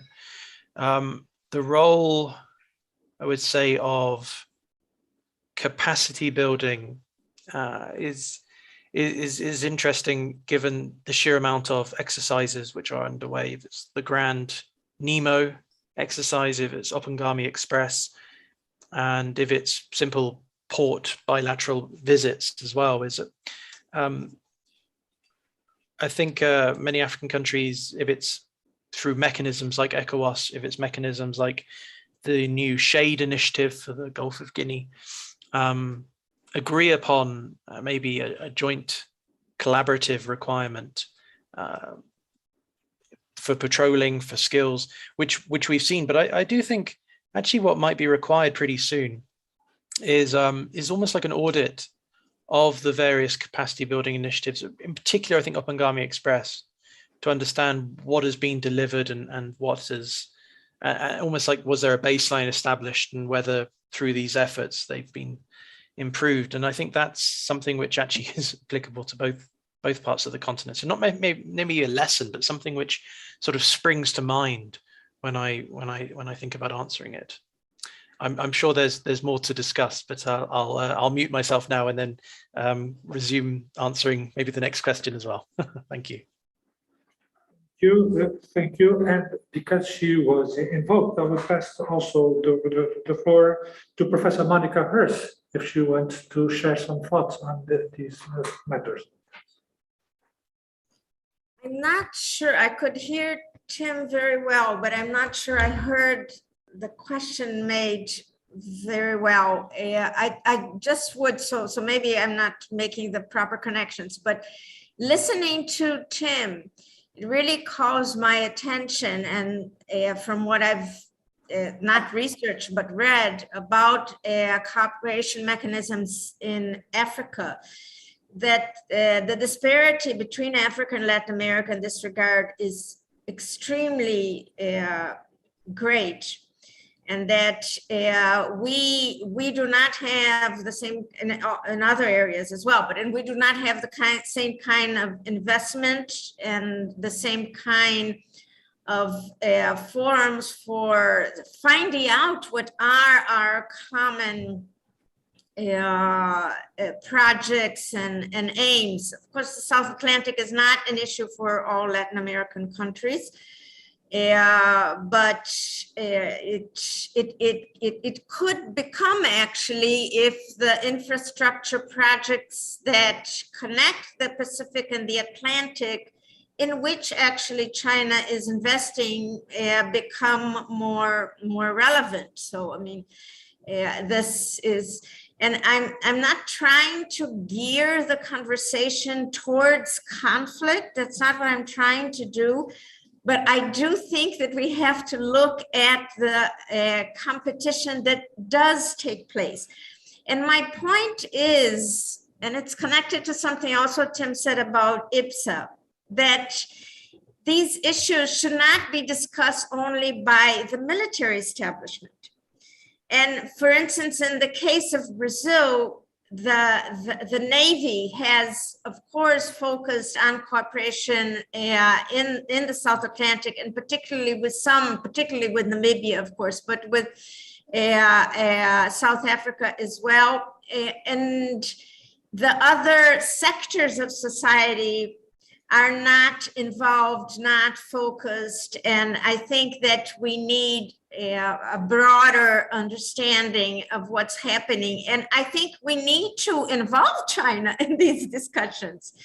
I'm not, there are diverse architectures of mechanisms that can become available, some involving only NATO countries, some involving only Latin America and the US, some involving China. I'm all in favor for diverse architectures to deal with the issues that, you know, we all talked about here that are so complex and important in the South Atlantic from our point of view, of course, in Latin America, but in the Atlantic more generally. And still, I mean, I think the UN system does not provide enough resources, and we need to build more. Thank you. And now, next question is from Professor Licinha Simão.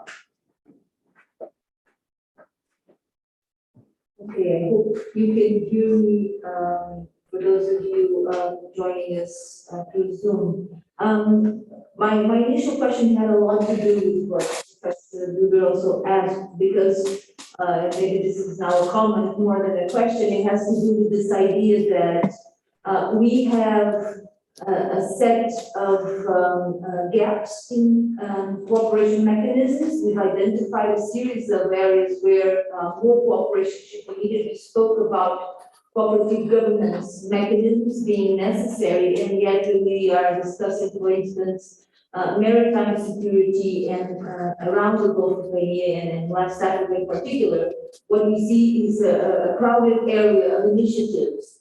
So we seem to have both. We seem to have a gap in cooperation mechanisms and also too many initiatives being proposed at the same time, and the lack of structures that can organize this. And what we can perhaps guess from this is that many of these cooperative initiatives or initiatives being developed around maritime security in the Gulf of Guinea are in fact mechanisms of competition being displayed in the region. And that certainly does not bode well for this overall goal of one, reinforcing cooperation, and two, improving the capacities of states. And this, I think, leads me perhaps to my question to all of the speakers here today, is about the role of states.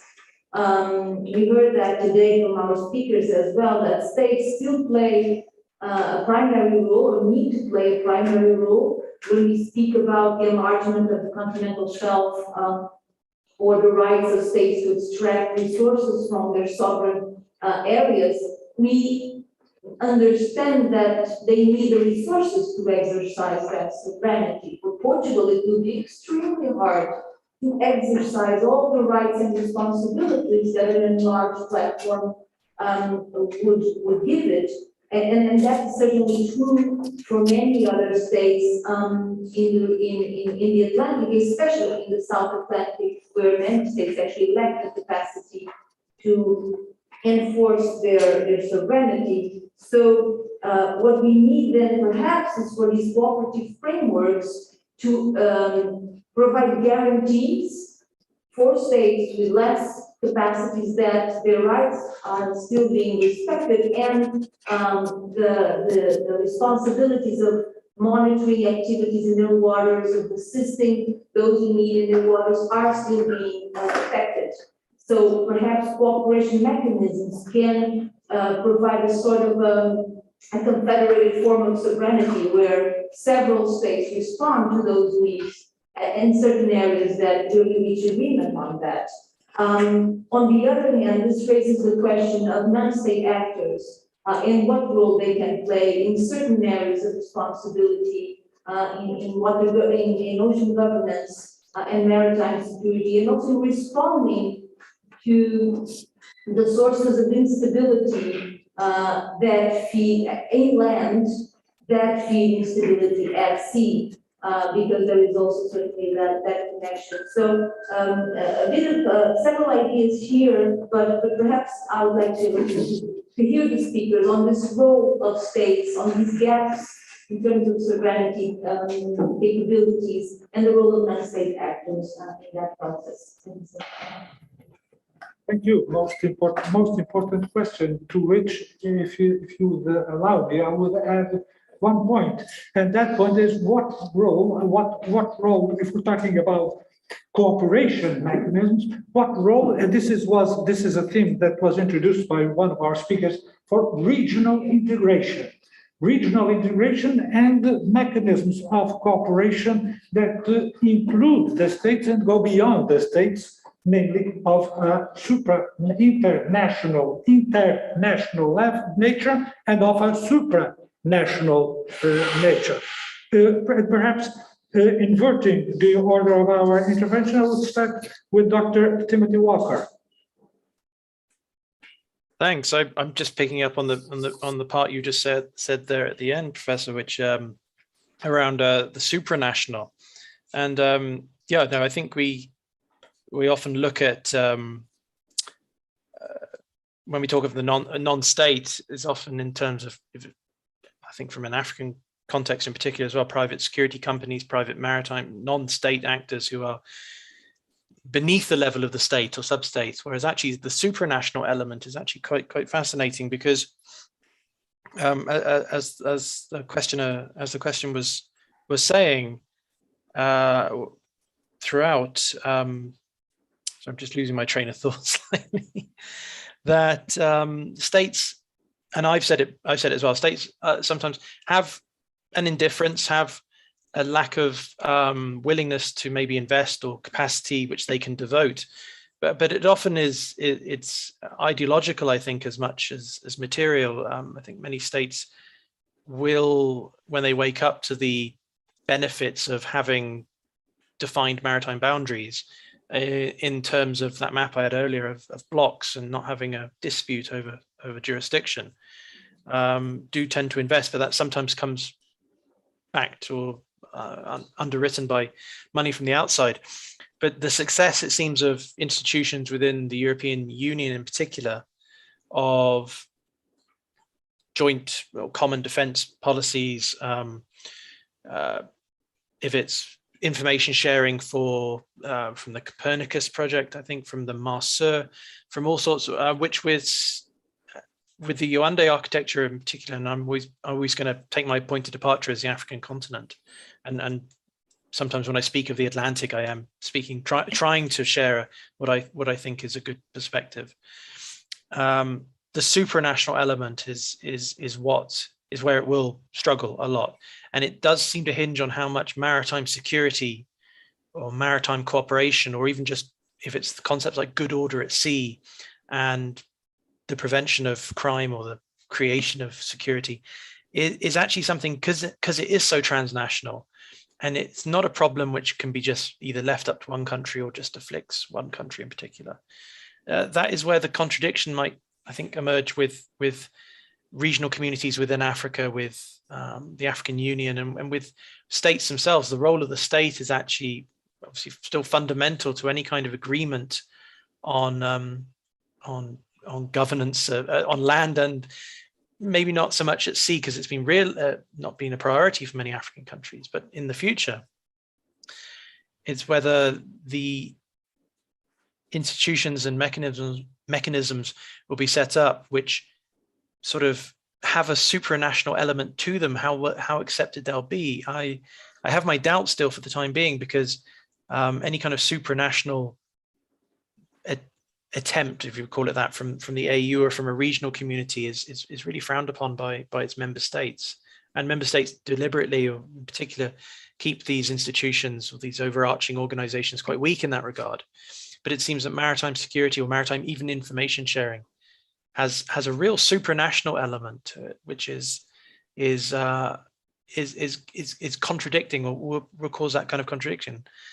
And so that's from the ideological perspective. From the material side, unfortunately, very few African countries have either the means or the available means predicted in the future to really invest in taking the lead in setting up or underwriting institutions. And unfortunately, there's enough trouble on land, as it were. I think in particular, something I should have mentioned, which I think just to bear in mind is coastal populations in Africa, I think, are likely to increase. I think this was something which Professor Burkitt mentioned or was alluding to. You have, I'm not quite sure, this is where perhaps we need more research in the future. Maybe people are aware of this fact now, but just the percentage of people who live within a certain distance from the shoreline in Africa. We talk of Africa being sea blind, but it seems like in the future, the majority of people will be in an area around the coastline, which is determined by what happens at sea. And I think if that moment hasn't already happened, when it comes, it has to be seen as quite a revolutionary time when climate change inland, but also climate change affecting the seas, with the world's, effectively what will be the world's youngest population in the years to come as well in African coastal states, in particular West Africa, will be in effect squeezed. There might be further illegal fishing, which will create a food security problem with double the population but no fish, and an employment problem too.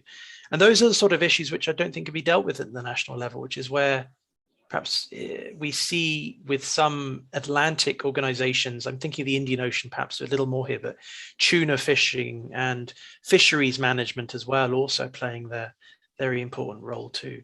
I think I've probably given quite a few tangents here as well. So I also think I mustn't dominate the conversation too much with what I'm saying. So please, if I hand over to the other speakers to address the question as well. And I'm standing by to answer, maybe in the chat even, or afterwards, if I can elaborate on that. Thank you. Thank you. Professor Monica Hertz. Microphone, please.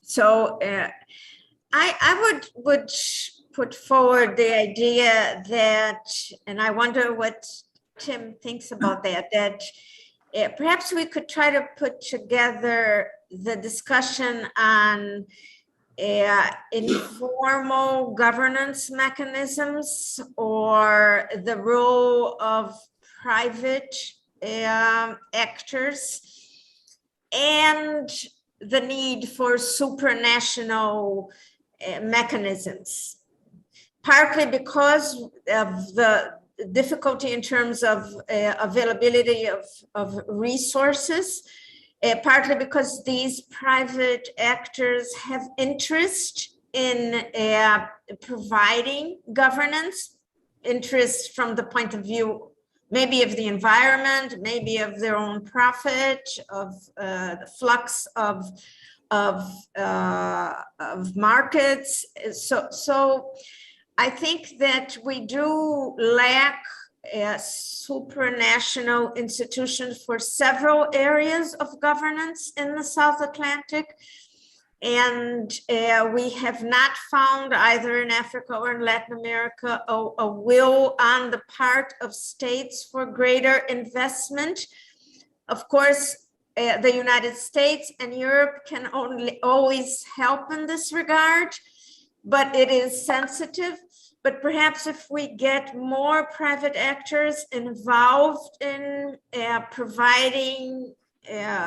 getting involved in these supranational mechanisms and use a bit of, let's say, functional logic in terms of focusing on things that seem at least more technical initially, or where a common agenda is easier to design, and then moving towards issues that, of course, are more sensitive in terms of sovereignty and the sovereign defense of by states. So just to put that on the table for discussion, but I totally agree with the need for supranational mechanisms, but also very difficult to find the interest in investment. And again, I bring the Chinese issue to the fore.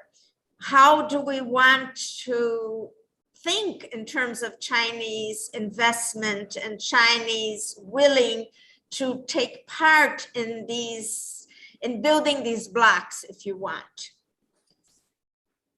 Otherwise, they will have the agency because they have also the resources and the interest, and by we, I mean at least Latin American countries will not. Thank you. And to close this round, I would, of course, give the floor to Professor Sonia Ribeiro. Thank you very much. This is very, very interesting.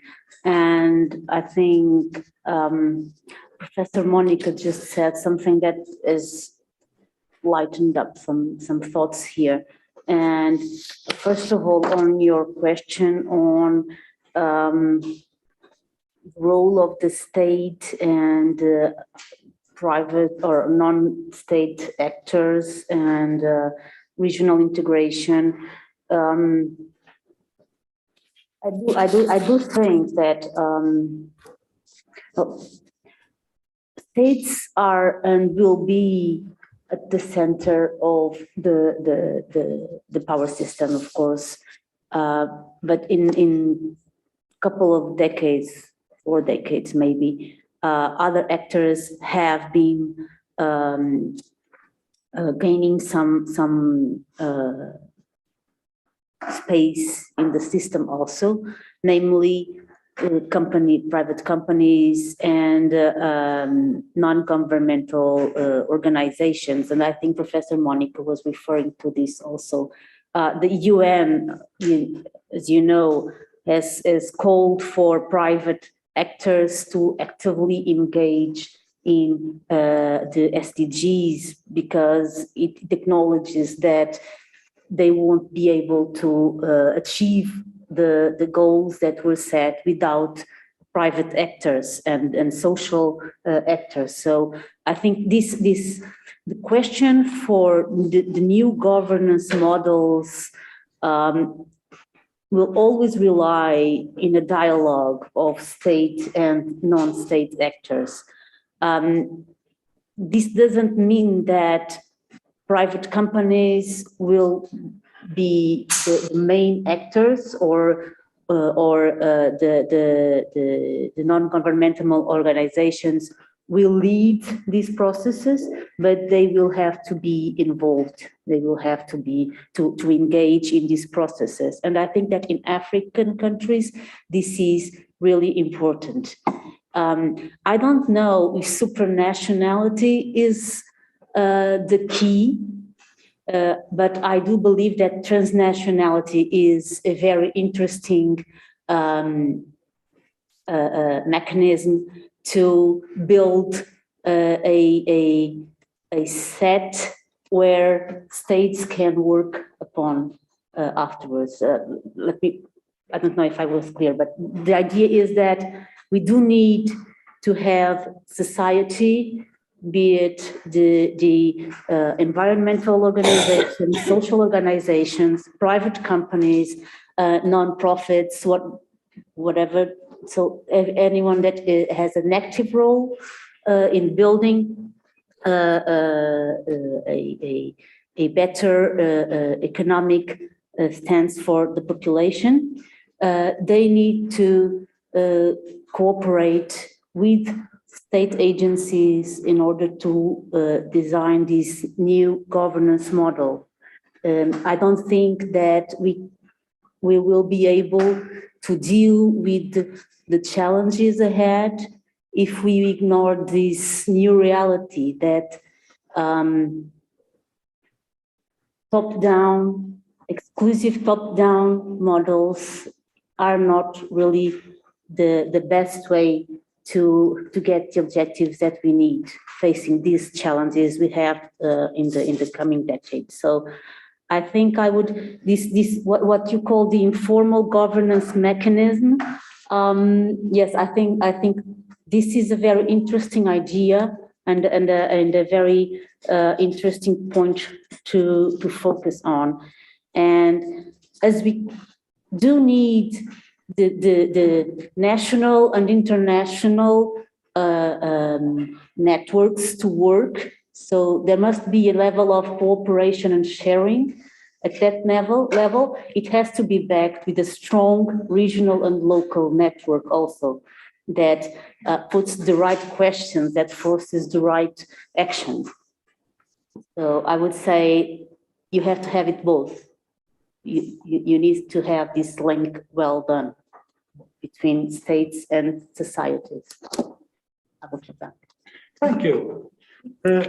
Please be aware, and particularly those that accompanying our work online, that you can also participate via chat. I keep looking at the computer here next to me. You can send questions, comments on the chat. I will gladly present them. Now we can continue in our joint reflection. I have at least one more person interested in participating. I would ask everyone to please, Anna, to please present yourself and to the rest to please present themselves briefly and as well as indicating to whom the question is addressed. Please, Anna.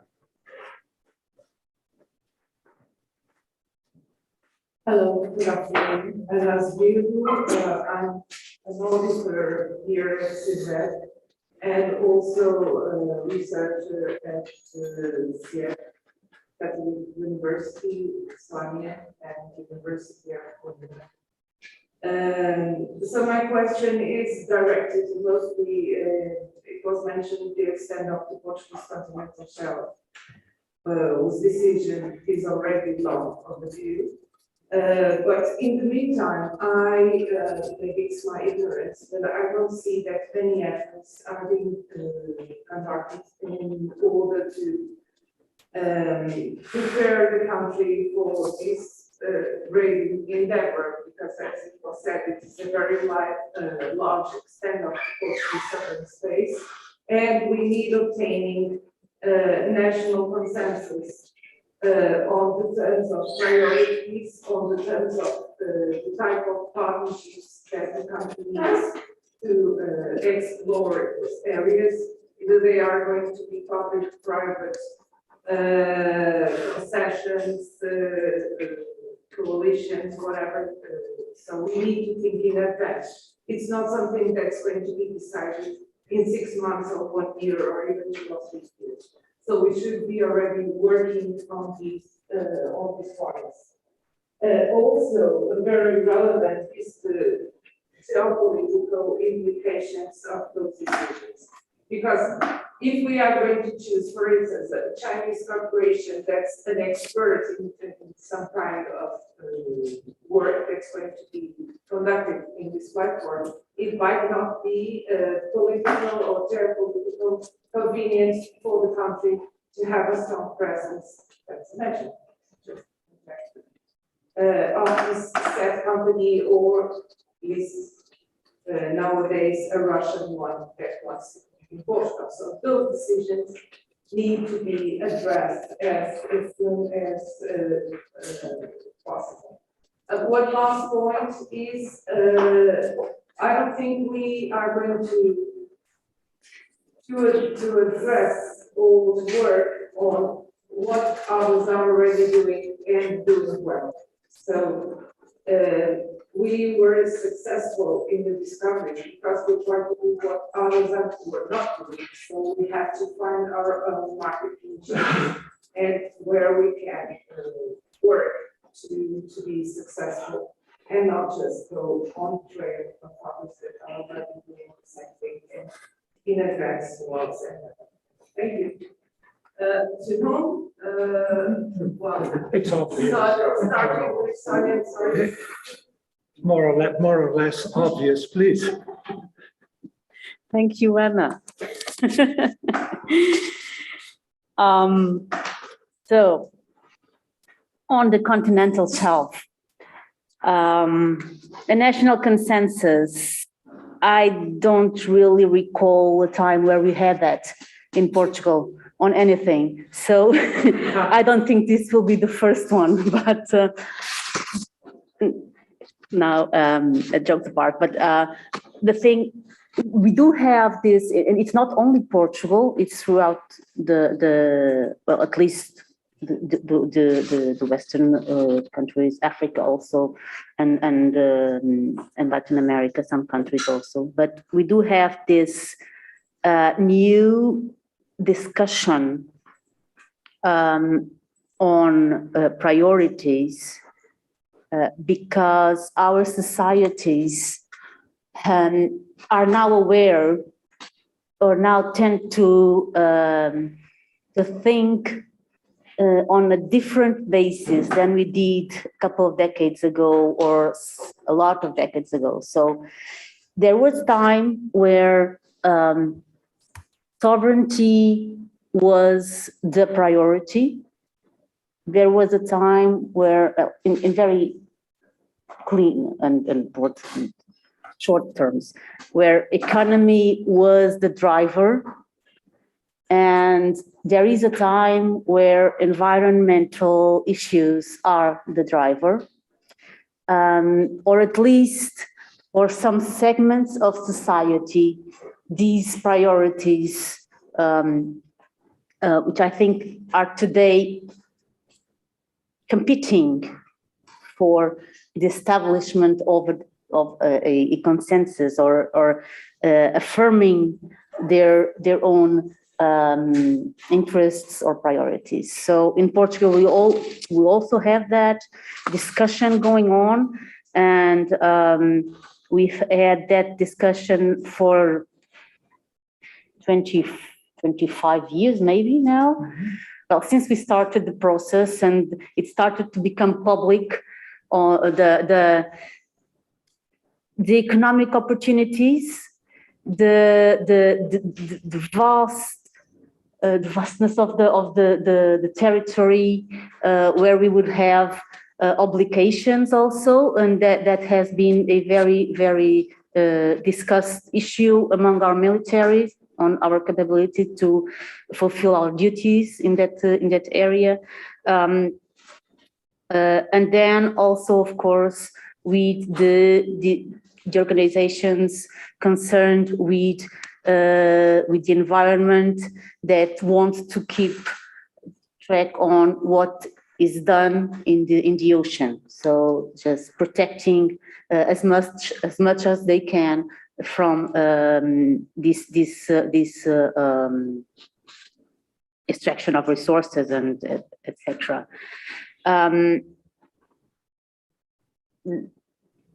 This is also related to what we were discussing just now with these informal governance mechanisms. Monica, I will use your term, because these new governance models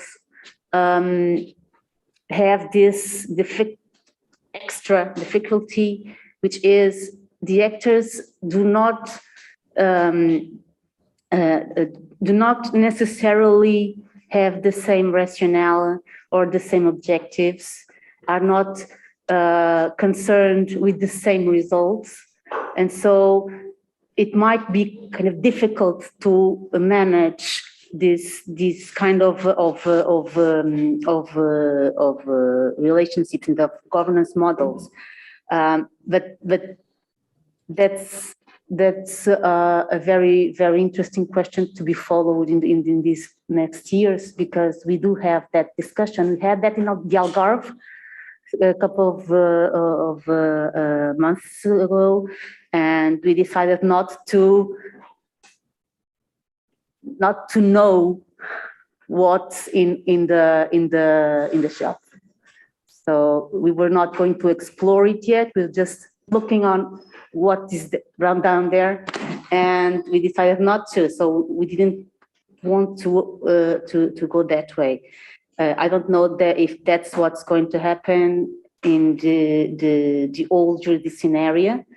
But so far, this has been the path that we have been going through. So let's see what it goes. On geopolitics implications of our choices, again, we've had that discussion some time ago, also some months ago in Sines with the terminal Vasco da Gama, the new terminal. So the investment, it was a very big investment in the very important port. And the question was that the only investors that came to the tender was China. And that was the fact. And for the port authority, for the port community, they needed to have the investment, and the only ones that showed up to invest were Chinese companies. And I know that they have tried to find other investors interested in the bid, but it was not really easy. So we do have geopolitical concerns, and that's the difficult articulation with the different levels and different actors, is that we understand the geopolitical concerns, but then companies do need investment to have the projects done. And of course, the state can decide, well, there is no investment. And but that requires a national consensus. That would require a national consensus. And we go back to the very beginning. Yeah. Thank you very much. Most interesting question. And on top of that, there is another variable that needs, of course, to be taken into consideration, and it is the fact of the role of the two Portuguese archipelagos, the Azores and Madeira, in this process, who are not like Algarve or any other Portuguese region from the mainland, but are autonomous regions endowed. They have their own preferences, of course. Endowed with political, constitutional autonomy, and who therefore have a right at the table and in the decision making and of the identification of the choices that are put in, that are at stake. For this panel and for the next panel, apparently there is a problem with the microphone that is being used, and it is not good. It is not being transmitted to the participants online. Professor Monica Hurst informed me that she is unable to understand or to get the comments and questions that are made from the audience. So this is something that we need to look into. The question will have to do basically with the extension, the Portuguese proposal for the extension of the continental platform. We still have some time, a few minutes before the break and the transition to the second panel. And I would welcome the arrival of the Regional Secretary for Culture and Digital Transition. It's a pleasure to have you and the presence of the U.S. Consul in Ponta Delgada. Other questions, comments, both from people, the participants here or online. Online, I continue to look at the chat and do not see much.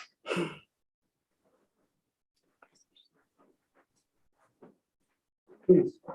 I'm not sure. Maybe you can use this one. Maybe you can use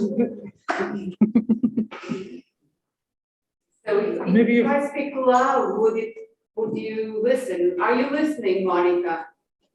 Can Yes, you listen? now I am. Okay, so this is working. Well, since you're all researchers, I have a kind of a methodological question now. That it was prompted by Timothy's comment on the lack of information we have about the cooperation initiatives that exist, and by Lucinia's comment on the possibility that it's real, or the in fact, the statement that there might be a lot of competition between the cooperation initiatives. So it's a paradox, right? And my question is the following. What do you consider to be the main difficulties in terms of information gathering for building knowledge? We're talking about knowledge, about understanding what's going on in order to build responses and policy responses. So what would you say would be the priority in terms of building a system for collecting and managing information that is needed to researchers in order to make diagnoses? Because we're talking about problems which themselves are difficult sometimes to grasp. Think about piracy, right? Or illegal activities of different kinds, trafficking, illegal fisheries, etc. And on the side of the responses, we currently also cannot organize the information available to see whether they are coherent or they are competing, etc. So tell me from your point of view, from the area you work on, what would you suggest that we need to do in order to have better, more robust information to understand and change reality here? Thank you. Most interesting question, please. Monica. Let's see if I understood. I think this discussion came up very much in the context of the pandemic, right? I mean, how can an international institution gather information that can be used for governance and shared shared universally, let's say, at least in terms of all states? And the interesting thing, I think, or maybe difficult thing we learned is that we have to invest more in translation. And translation from a perhaps philosophical point of view. Because very often in the course of a crisis, like the crisis we went through during the last 2 years, you even have the mechanisms and the organization, in the field of health, we have very sophisticated mechanisms for gathering information, unlike the subject we're discussing here. But very often the translation doesn't function properly. People understand different concepts and data in different ways, and that very often generates difficulty for coordination. So gathering information in itself for international governance mechanisms, it is important. It is important to select what can be shared, to reach agreements about what can be shared. But the process of gathering information is not automatic. The fantastic digital mechanisms that we have created are not enough. The process of translation is a constant process of negotiation. It demands interaction. It demands interpretation, reinterpretation, dialogue about what the interpretation is. So I would focus on, again, it is a much greater investment than simply, to put it in a sort of a caricature, than producing databases. So that leads me back to my understanding that if interaction in the Atlantic is growing and becoming more and more important, we have to keep up with mechanisms for coordination, and gathering information demands translation. Muito Sorry, thank you very, thank you very much. Tim, you have raised your hand. You did not need to raise your hand. The floor is yours. Thank you.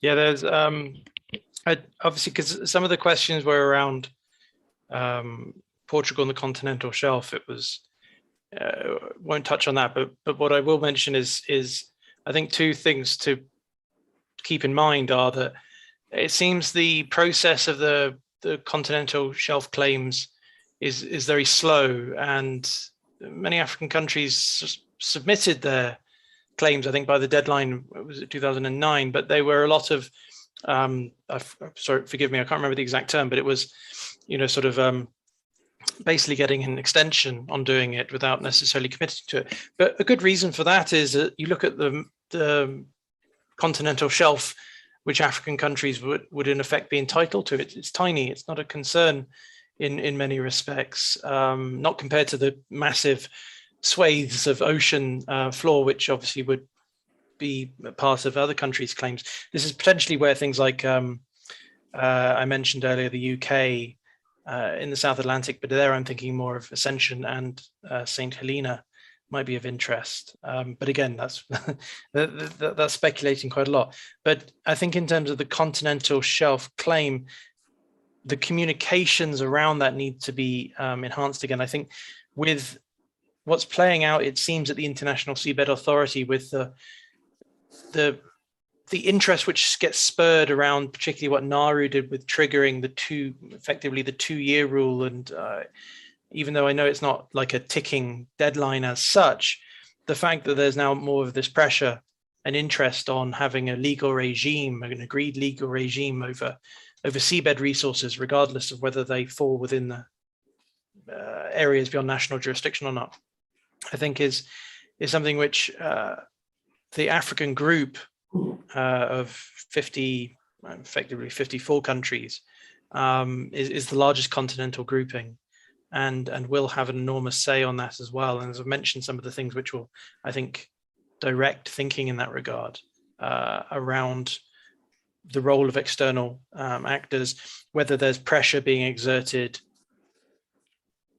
domestically to actually have an agreed boundary or a set of rules and regimes, or whether it's coming from outside in terms of companies, major multinational corporations, almost pressuring as well to get the legal certainty.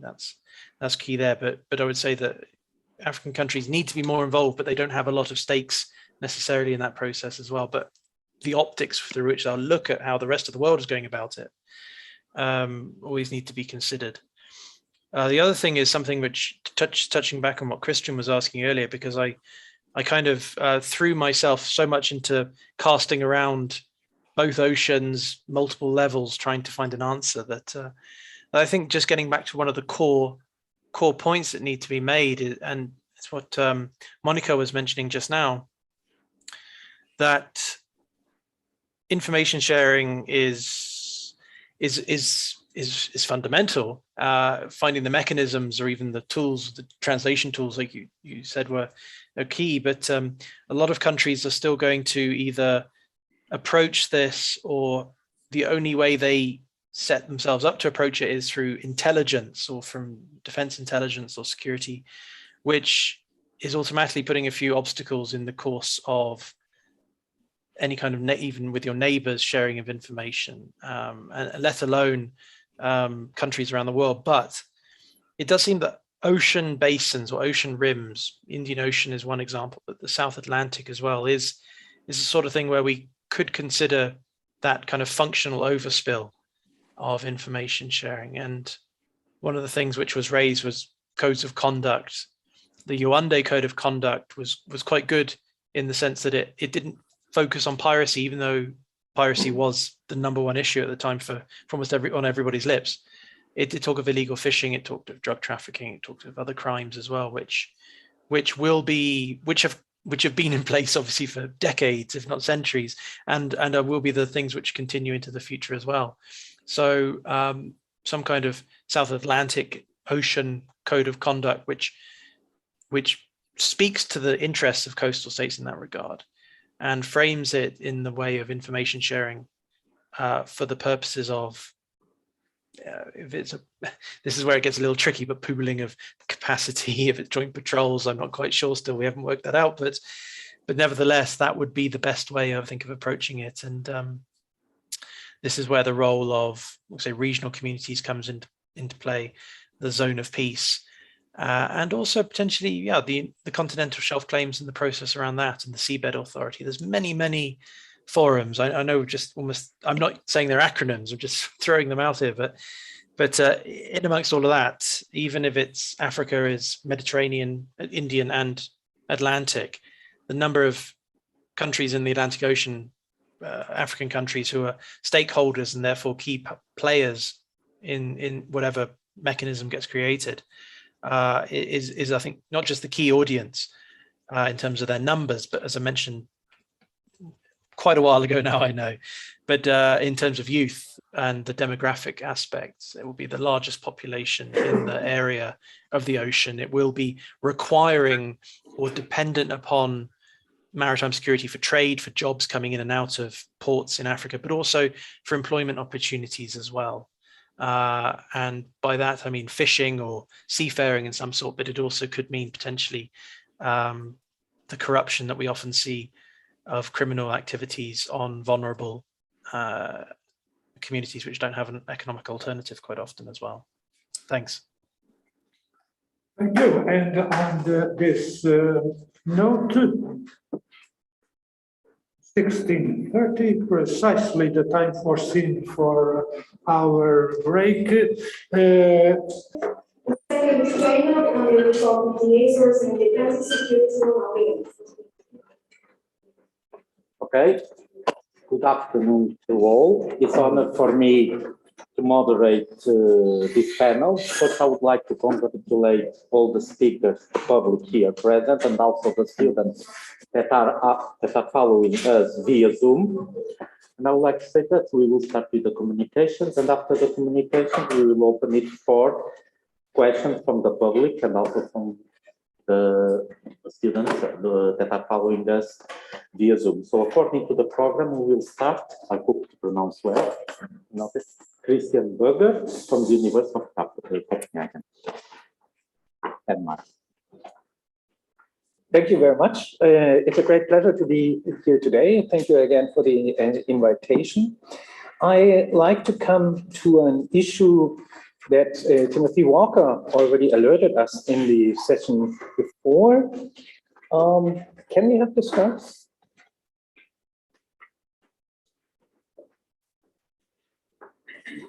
And speak about the vulnerabilities of subsea data cable infrastructure and in what way that actually matters on the maritime security agenda. So that's a core topic I like to raise here today. And it's a technically interesting issue, and it also, on the one side, highlights all the dangers that we face in the maritime sphere. And then on the other side, it also provides a range of opportunities for regional cooperation, not the least because the world looks quite differently if you approach it from the perspective of subsea data cables. So my core claim here today then is that subsea data cables are the core critical infrastructure in the Atlantic. All of our internet travels through these cables. And because of that, they require more attention in the maritime security agenda and regional cooperation. And now we can already jump forward 2 slides. And I'd very quickly like to address why critical infrastructures are important in maritime security, then talk a little bit about how these cables actually operate and how the situation looks in the Atlantic. And don't worry, I know it's afternoon, so I'm going to spare you all the technical details of how fiber optic cables work and how the data packages are distributed in the internet. And then come to a number of challenges that the network is facing and talk then a bit about what we can do better in terms of improving the resilience of the network. So if we move to the next slide. Now, we all know that maritime security is an issue that has been climbing up the agenda. However, the main focus in the maritime security agenda continues to be on piracy, sometimes on migration and smuggling. That depends on the region. But increasingly, we are seeing a new maritime security agenda in which particular gray zone warfare and hybrid threats are core issues. And that is mainly linked to Russia, China, but also Iran. For those of you who are following, for instance, the Iran-Israel shadow war. It is also increasingly environmental security, and here we're talking about climate change, but also pollution. Now, what tends to be forgotten on the maritime security agenda are, first of all, maritime infrastructures in general. Ports are a little bit the exception, but often we do not see infrastructures because they reside in the background. That even becomes more dramatic if we're talking about the subsea dimension. Maritime security very often forgets about the deep sea and what goes on there, and quite obviously, the deep sea will matter more and more in the future. And as you can see from that, subsea data cables, they are infrastructure and they are under the water, and hence we often do not pay enough attention to these. I have the next slide. Why are they important? First of all, 95% of data travels undersea. While a lot of people believe that the internet is wireless, this is just not the case. Cables are more reliable than satellite connections, and they will continue to be so in the future. We will become more and more reliant on subsea data cables, and one of the reasons is cloud storage. The other one is the new 5G applications will vastly increase the amount of data that we actually need. Now here on the slide, you can actually see how the Atlantic looks like from the perspective of the cable. And this is becoming a more and more dense, actually, way of connectivity. Very quickly, on the technical side, it's actually important that cables are not just one infrastructure. They have 4 different kind of components. That is the landing stations on land, the cables in territorial water, where it's often coast guards who are in charge, the cables in the high sea that have a very intricate technical legal status. The law of the sea is quite ambiguous there, but then also the repair and maintenance infrastructure. Much of cables are regulated through the industry, but increasingly there's a growing awareness of why we should pay more attention and not necessarily leave it only to the industry. And if I can have the next slide, please. So what are the security challenges? Many of them are, first of all, linked to natural disasters. We could see that recently in Tonga. There are damages from marine activities, fishing, anchoring, dredging, and so on. So damages to the network actually happen on a regular basis. But this is well under control. Now, the new issue increasingly is that of gray zone warfare operations. And that is in the North Atlantic, particularly linked to Russian activities, submarine activities, but then also nice incidents as the recently conducted or planned naval exercise in the Irish Exclusive Economic Zone, which happened to be in a strategic location where cables are laying. If it comes to China, there we also know that the fishing activity in the Atlantic is increasing. And there are no incidents, if it comes to Taiwan, that the fishing fleet has been targeting subsea cables. At the same time, we also should not exclude that cables are being targeted by terrorist groups or by organized crime, for instance, as part of a cover-up operation. And in that sense, in particular islands and weakly connected states are really, really vulnerable here. And I'm happy to discuss the situation of Azores later on, but weakly connected states are particularly vulnerable here. Very quickly on the current responses that we see, and that is based on a study that I'm currently carrying out with my colleague Tobias Liebetrau. Here it's useful to distinguish between the national level, and if I can have the next slide. And what is tricky here is that subsea data cable protection sits between all sorts of policy fields. It's partially a maritime problem, it's partially a cyber problem, it's partially a technological infrastructure problem, it's partially a security problem, it is partially a civil problem, and in particular in the territorial waters, but it's also a military problem if we're talking about the high seas in particular. Now, there are various different levels of attention to this issue by countries. Just to flag 3 countries, France has just recently published a subsea security strategy that is particularly devoted to the issue.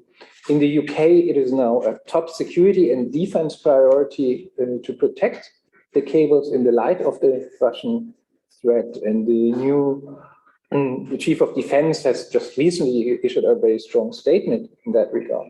While on the other side of the spectrum, a country like Denmark basically thinks that this should be an issue that should be left with the industry and does not really want to engage as a state at all.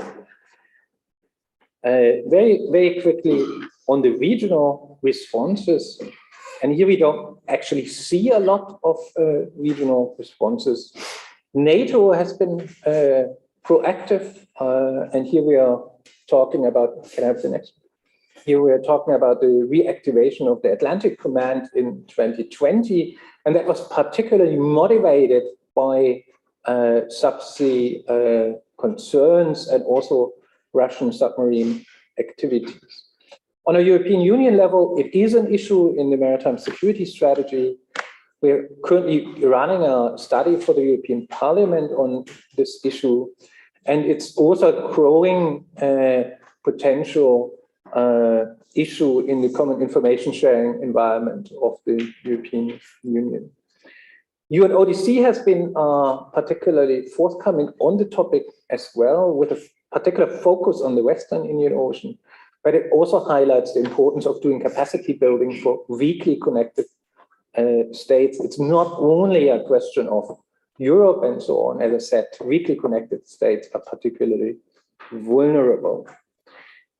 Gradually coming to the end, next slide, please.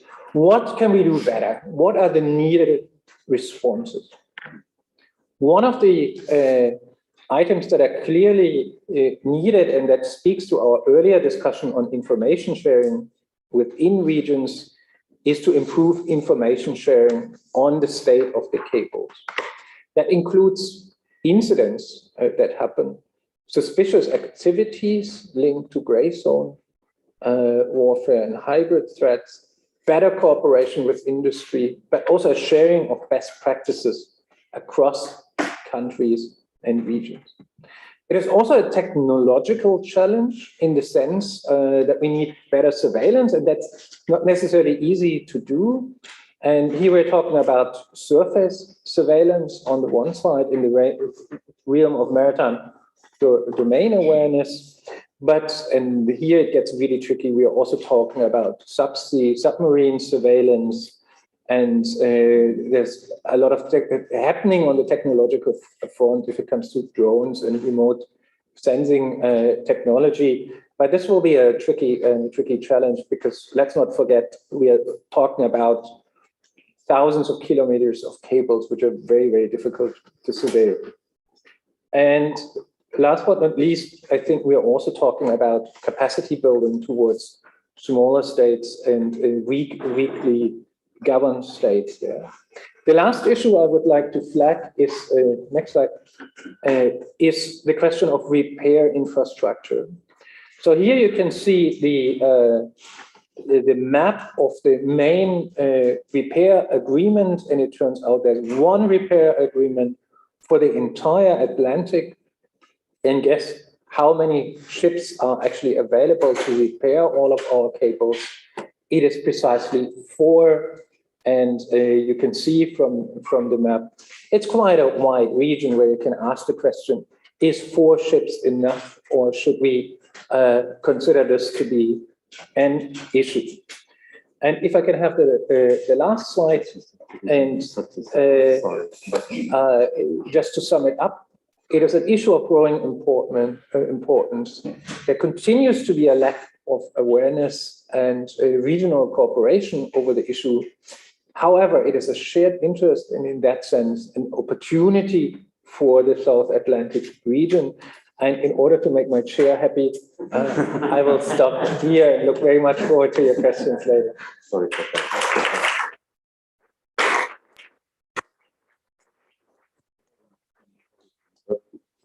No. From Atlantic International Research Center. Hello.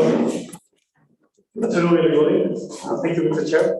And first of all, I would like to thank the organizer. I would like to thank the Atlantic Center, the National Defense Institute, and the University of Azores for this invitation. I'm going to talk about collaboration in science and technology along the Atlantic. Okay, thank you. Next, please. I will present. Next, please. I will present what is the Center. This is the outcome of a science diplomacy effort, which is the international collaboration and infrastructure we're developing in science and technology, and also some international links. We believe is quite important also for the security of the Atlantic region. Next, please. As I said, the Earth Center is the outcome of a science diplomacy effort. Under the call of Portugal in New York in 2016, several countries of the Atlantic met to start thinking on an organization to jointly develop science and technology along the Atlantic region.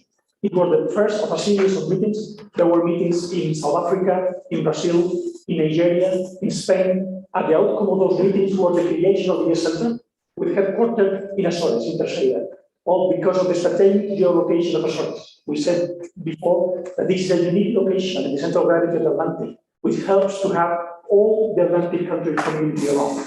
Then, the next please, the Earth Center was created as a non-profit international organization towards the development of science and technology applications, with a main idea of creating jobs. The main stakeholders are companies, research centers, universities, and governments, and towards sustainability, towards the United Nations sustainability goals, but also big challenges like climate change, ocean pollution, or illegal fisheries. Next, please. We are moving as, first of all, many countries already joined the Center. We have South Africa, Namibia, Angola, Nigeria, Sao Tome, Cape Verde, Morocco. In Europe, we have Portugal, Spain, United Kingdom, Norway, and we're now discussing with France in the next weeks. In America, we are based in Brazil. We have several offices in Brazil, in Rio, Pará, Bahia. We have Colombia, Mexico, Canada, and important center in the United States. We have Boston with MIT. We have also some offices. That means we already get a critical mass of countries along the Atlantic to work together. Next, please. We got our headquarters in Terceira, as I said, in Terino, and this is from the place our team is working. Next, please. Next. Next, we move different lines. One line is set up scientific infrastructure to share between different countries. The first one is an Earth observation laboratory, where we use application of data from satellite, Earth observation satellites, in an agreement with the European Space Agency. This is an important agreement between the regional government, the Portuguese Space Agency, and the Earth Center to host in Terceira and the European Space Agency Center. Next, please.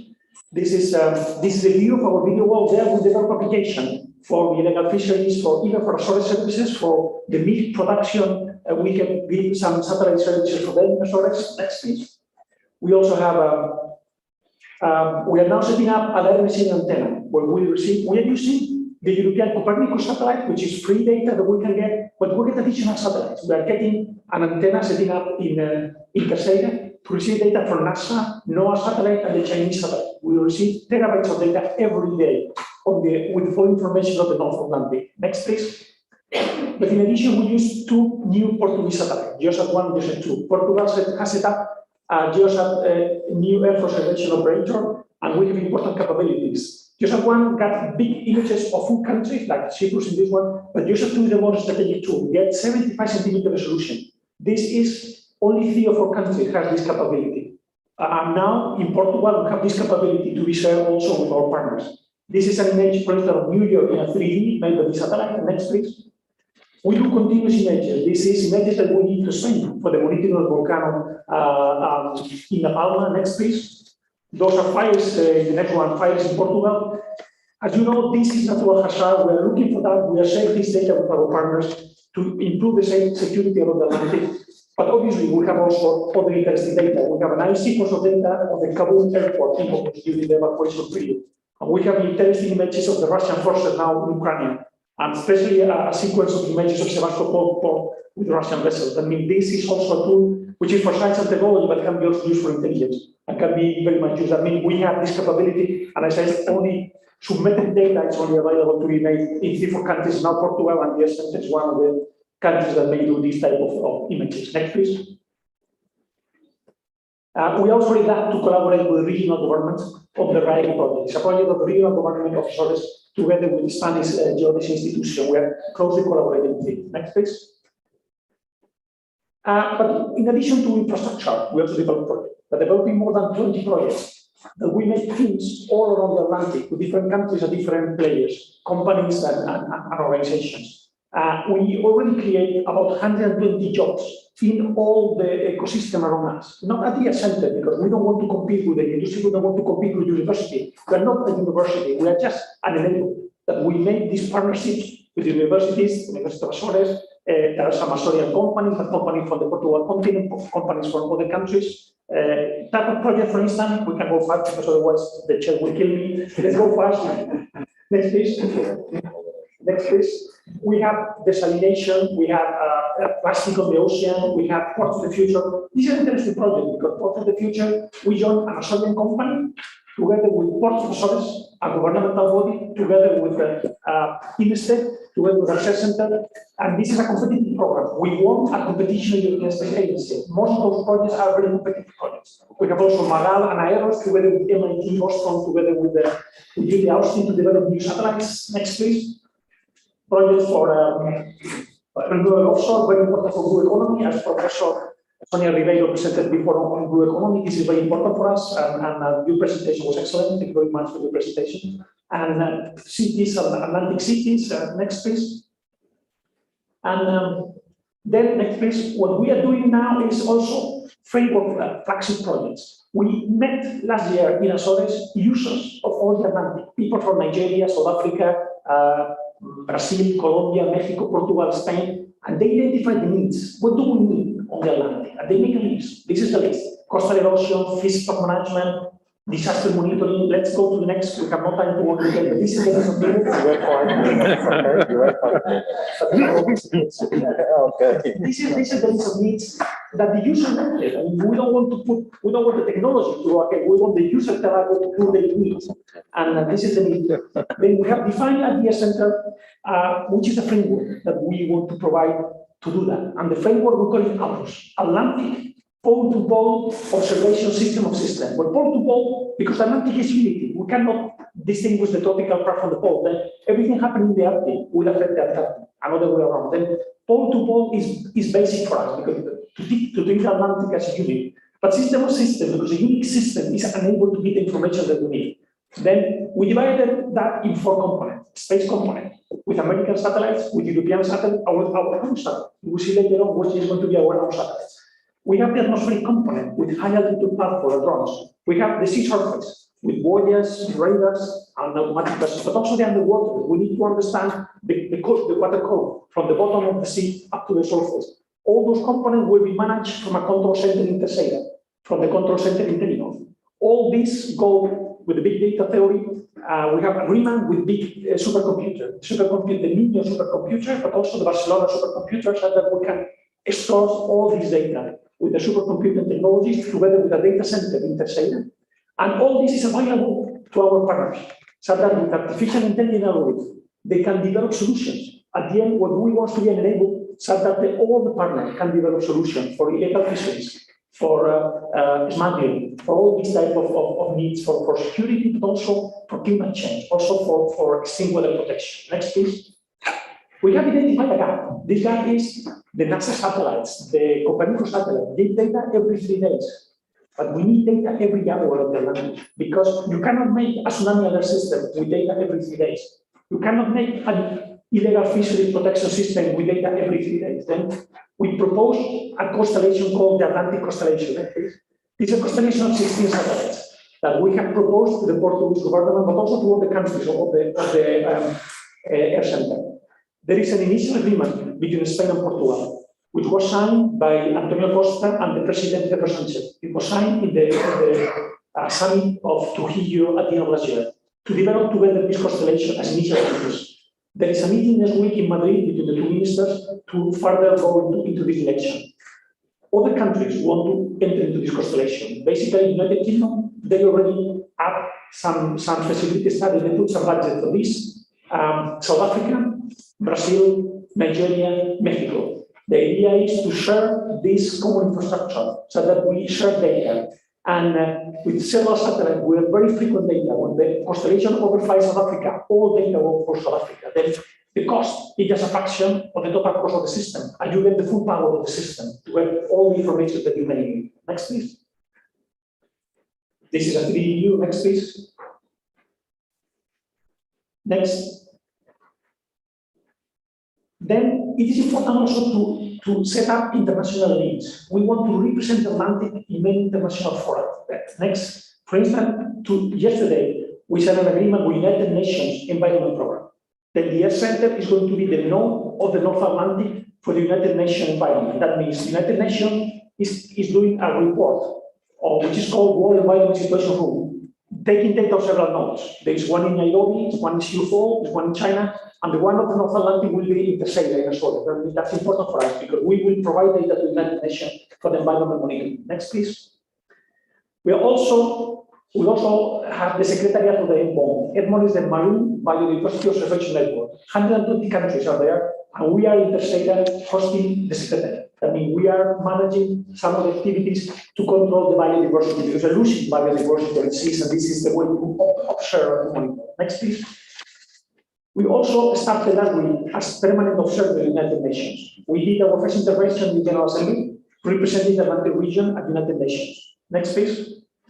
And in the scientific area is the SCORE, the Scientific Committee for Ocean Research. We are also member representing Portugal and the Portuguese universities and Portugal and the IPMA, together with all the countries. Next, please. Okay, conclusions. Next. We believe that science and technology collaboration is also very important for security. We believe that sharing data, sharing infrastructure, we get the confidence that the countries may have towards have a better security. We are very glad to work together with the Atlantic Center. The Atlantic Center and the Center are sister organizations. The Atlantic Center is focused on security, we are focused on science and technology. We are very complementary.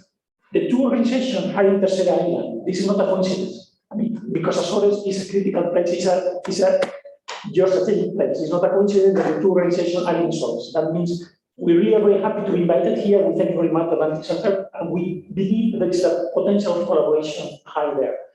We are working on different infrastructure. We are working on different programs. We have a long review. The APOS is a long review. It's something that we will build with time and with the collaboration of the countries. And we fully believe that this is a way to help towards security along the line. Thank you very much for the attention.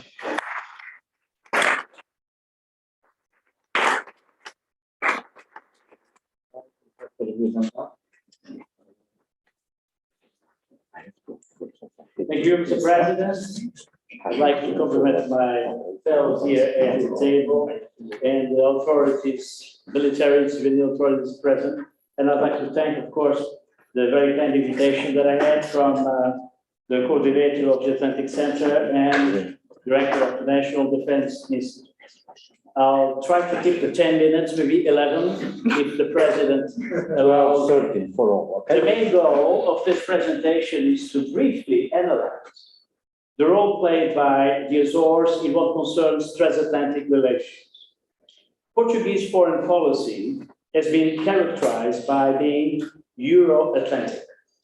In other words, the Atlantic has always played a very important role in what concerns Portugal's foreign policy. Let me give two examples very briefly. The alliance with England at the end of the 14th century and with the United States after the end of the World War II, even though the US had a naval base here in Ponta Delgada in 1917 and in 1944 in Santa Maria, which is an island right next to us during World War II. On the other hand, Portugal was a founding member of NATO in 1949, regardless of not being a democratic country at that time, a sine qua non condition to become a NATO member. The main reason that explains this was, in fact, the geostrategic importance of this archipelago for the US and NATO. The need by the US to have access to the Azores during the Cold War was very clear since the beginning. We can give two brief examples concerning this aspect. The Berlin blockade between 1948 and 1949, and the Yom Kippur War in 1973. Between 1945 and the end of the Cold War in 1989, this archipelago was indeed essential for the projection of power from US to other theaters of operations, mainly in the Middle East. After the end of the Cold War, especially during the last 10 years, roughly, there was in fact a significant reduction of US military presence as largest airbases due to different reasons. I would mention two: geopolitical and financial reasons. As we all know, in geopolitics, the existence of a vacuum power is extremely dangerous because sooner or later someone will occupy it. And this is why the US will not, in my understanding, abandon largest airbase in the near future.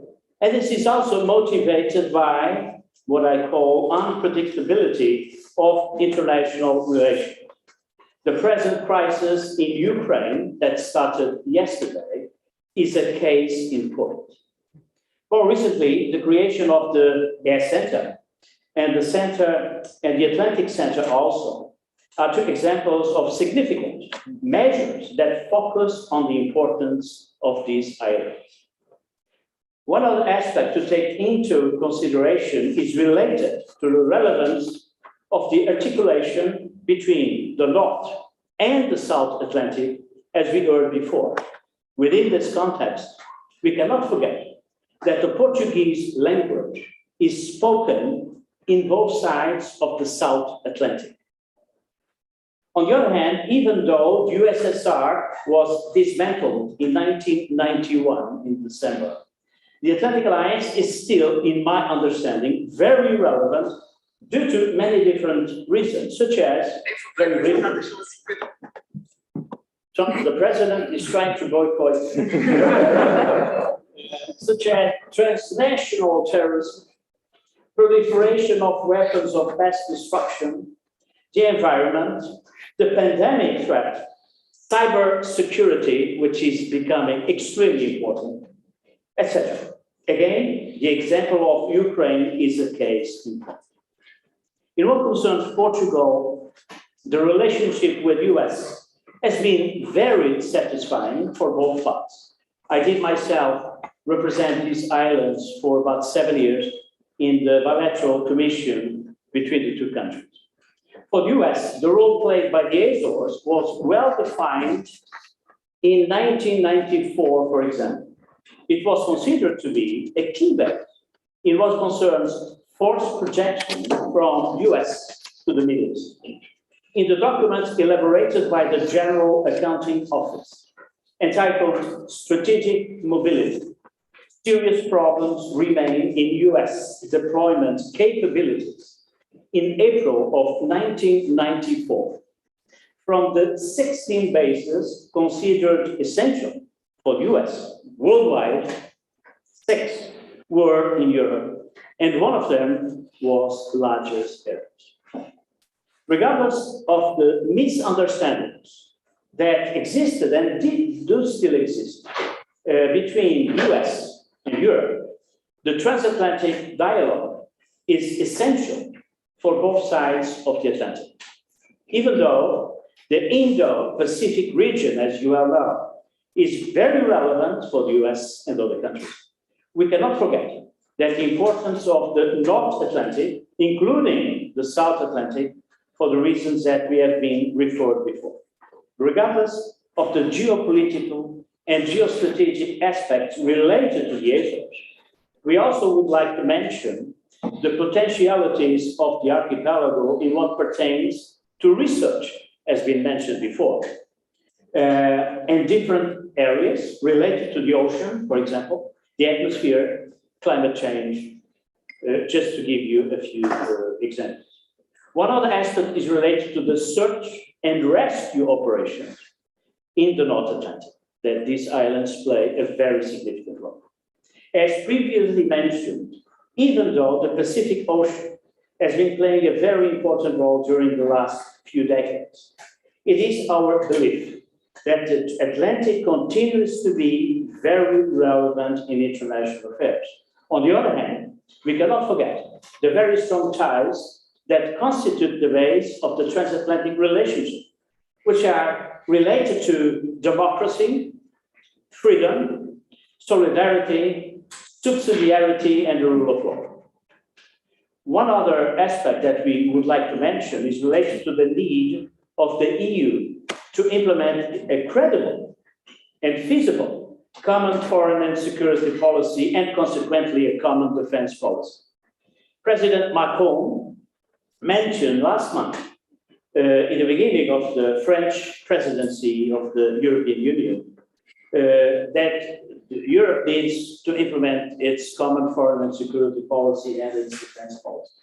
What I try to say is that if Europe does in fact implement a common foreign and security policy and a defense policy, it should be complementary to NATO and not anything that will eventually put in NATO in context.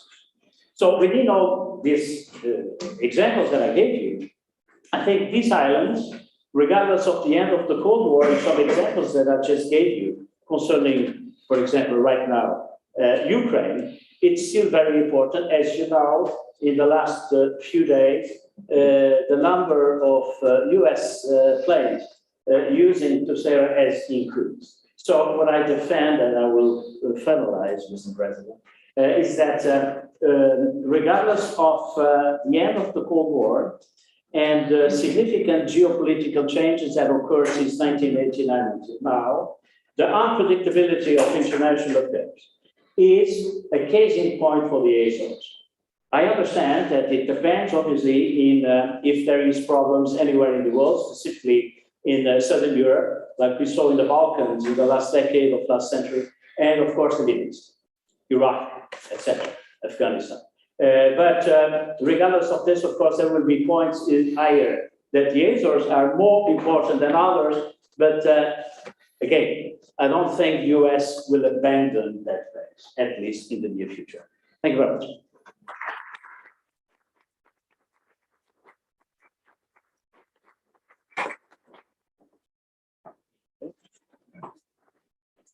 Okay. 3 minutes before. 30 minutes, 3 minutes before. 3 minutes. Okay, just okay. Okay, since I got my warning. Thank you very much, Mr. Chair and President of the University of the Azores. Professor Nacional, thank you very much for inviting me. So, space for the Atlantic. Well, nowadays is already a mainstream assumption that space technology is critical for the Earth. The incorporation of space science and space technologies have become natural into our daily lives through now common utilities. Space incorporation is a given fact. Space utilization is a fundamental tool for the Earth's resilience. Space is a new place where services are to be provided, where global services are to be provided from. And, and since space is global, since space has no boundaries or commercial regulations, so the competition is an everyday challenge. Is it competition? No, it's life as it is. So we can see, thank you. So we can see that China and India have a growing power in space. They have an increasing importance in the launch of satellites, regardless if the satellites are public, private, national or foreign. They have ambitious programs to launch and to produce satellites. China will have, increasing to this, China will have their own space station. The first module was already launched last year. Two modules are going to be launched this year, and the telescope is going to be launched next year. They intend to plan and to develop more than 1,000 experiences in space in 300 to 400 kilometers above Earth. And on the other hand, the International Space Station is coming to its natural end by the end of 2030. African countries are also becoming more and more involved in the space race. In 2019, the African Union approved a small but a very well delivered strategy for space for Africa that represents, and I quote, 20% of the Earth's land surface area, more than the United States, India, China, and Europe put together, and to provide for a strategic framework for developing and operation at continental level space initiatives. So, and this, I mean, this is natural, only natural. Africa has many free ranges to the equator, has a very significant and growing capacity building activities, and has a very growing population that can benefit directly from space-driven assets. And on the other hand, many African countries are being allocated to orbital positions. And for instance, Rwanda last September filed for 27 positions that can comprehend 327,320 satellites. Naturally, that for commercial operators, less regulated spacefaring nations can present themselves as more attractive to opposition, as opposition to more regulated ones. And the common example that we can see here is how, for instance, the traditional industries have shifted from Europe, from North America to other countries. Another good example of this quick shifts in space policy are the Artemis Accords that everyone has already heard about, that are related to the exploitation of the moon, the space bodies, and so on. And the participants of the Artemis Accords are all members of the Corpus, that's the United Nations delegate body that handles space. So why don't go for the traditional way? Well, because the traditional way is quite slow and have to move fast. The Artemis are a very good example of a known way of international space law, but a very good example of cooperative action, not centered in the traditional partnerships, but centers in building blocks of common interests up in space. And naturally, the competition also exists within the European countries and within the European industry by itself.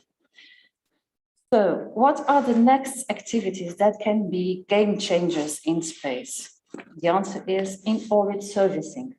It's no longer a question if a private partner of a private operator can or not access to space, if the operations costs are fully or partially covered by public funds, or if the launches are reusable or not.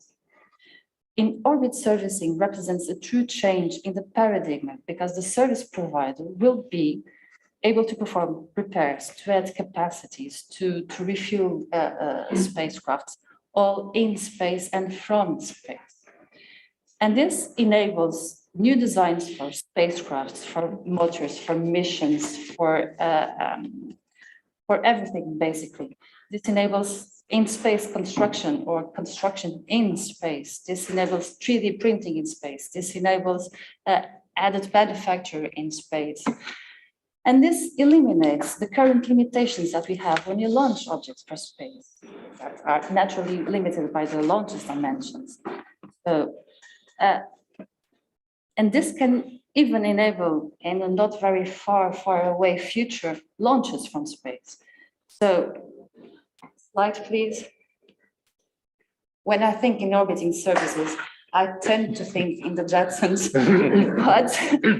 but, and slide please. This is not just the Jetsons. This is happening. NASA is doing it, and ESA has already called for a launch years to the European industry, to the European Academy, to present long ideas to deliver concepts or concepts to be presented to the ministers still this year. And this call out for ESA just show us that ESA is still the driving motor of space knowledge and space technology development in Europe. ESA has recently approved two fundamental documents, Agenda 2025 that sets the priorities for 2025, including the green space, not only sustainable space, but a space as greener as it can be. And the Matosinhos Manifest that was approved in Portugal during the last ministerial that contains 3 accelerators and 2 inspirators.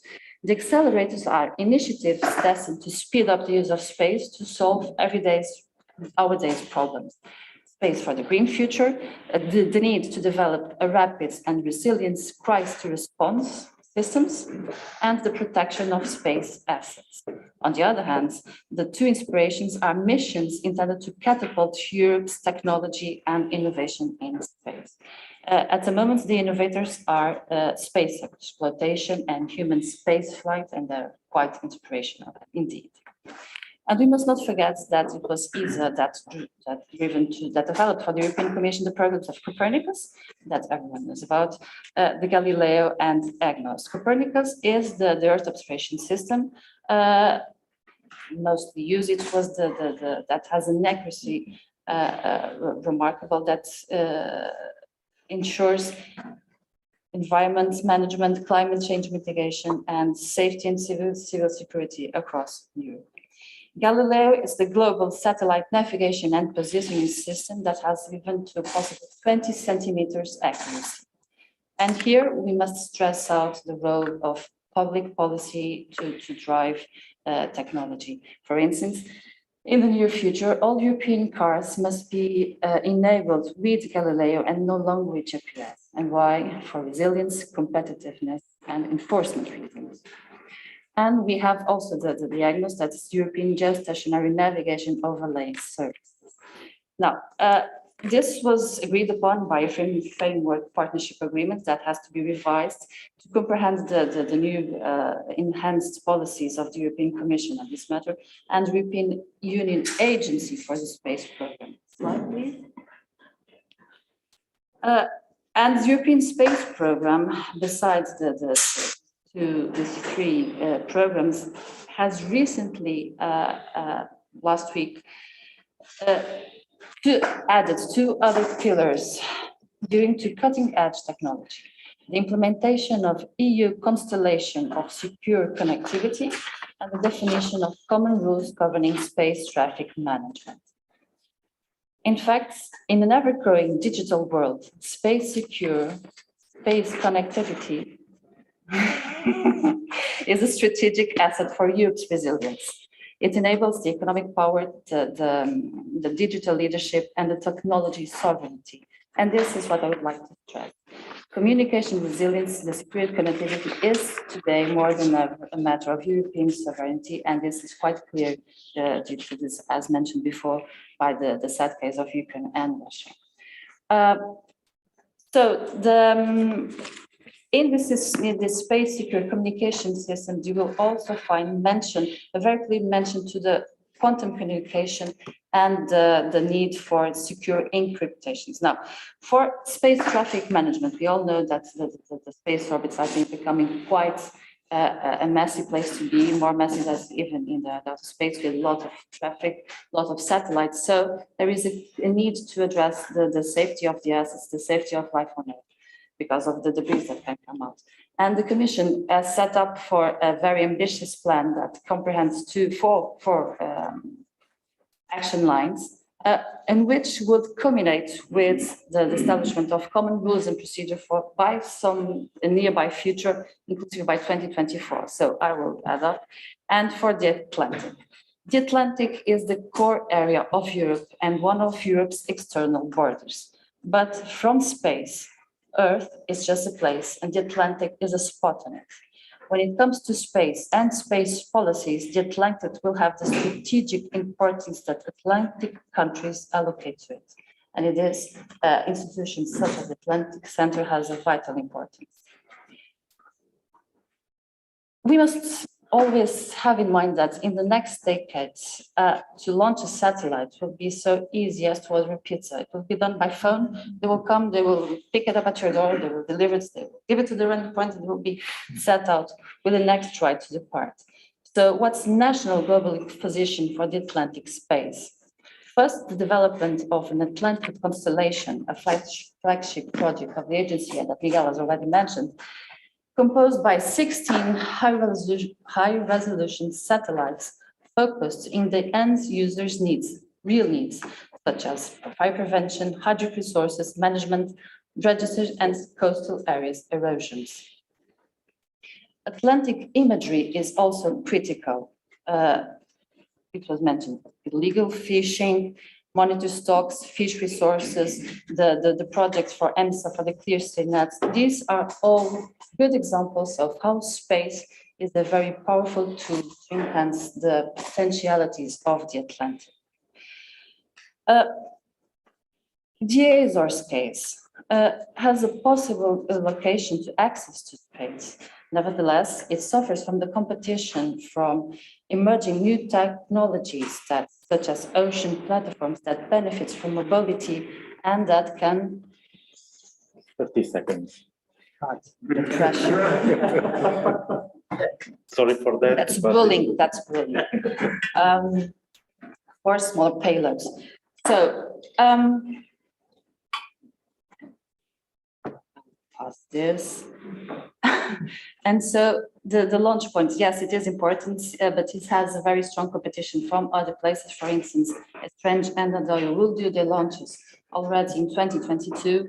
And it's important to give and to mark in Europe's own access to space. And this is very important, again, in a matter of sovereignty.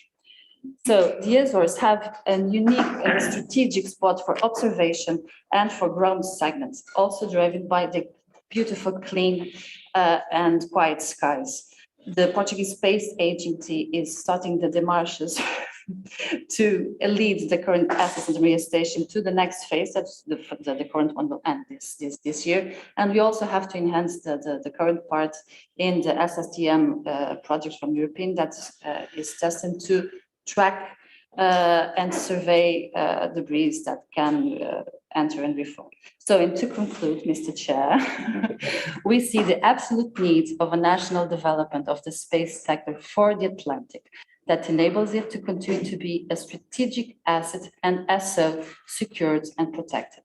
And to this end, we must also ensure the national participation in international space programs and commercial operations in a comprehensive and integrated position that can contribute to maintain the Atlantic as a core area of Europe and as a fundamental part of a secure life on Earth. Thank you very much.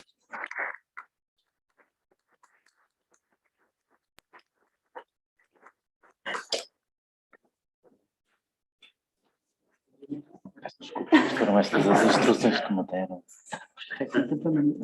Era por isso.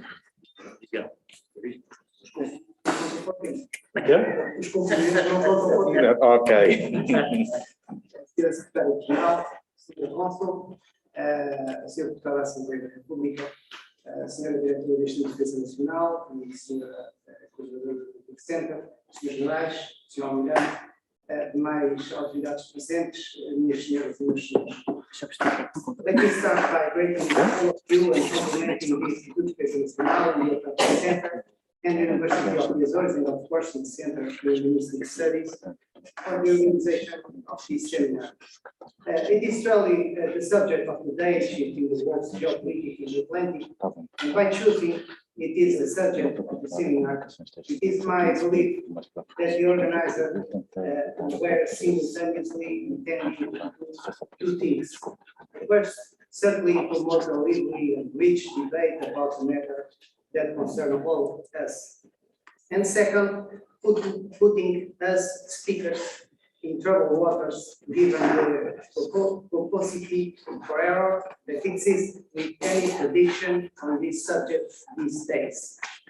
Precisely because of that, and even if I don't have a military background, I will purposely and with your benevolence excuse myself from going down that road and making any comments about geopolitics, the current international scenario, or even the place of the Atlantic in it, thus also keeping with that very sound military saying, which is, do not go beyond your rank and expertise. I'm here to talk a bit about the work that we at the regional government of the Azores, the mission structure for space, have been doing in what regards the space and space-related sectors in the region. Hoping that with it, you will be able to extract some pointers of relevance to the overall subjects of this game. In that context, allow me to make two initial comments before I move on the subject of my talk. First, it is of utmost importance that is a question that have the Atlantic at its core.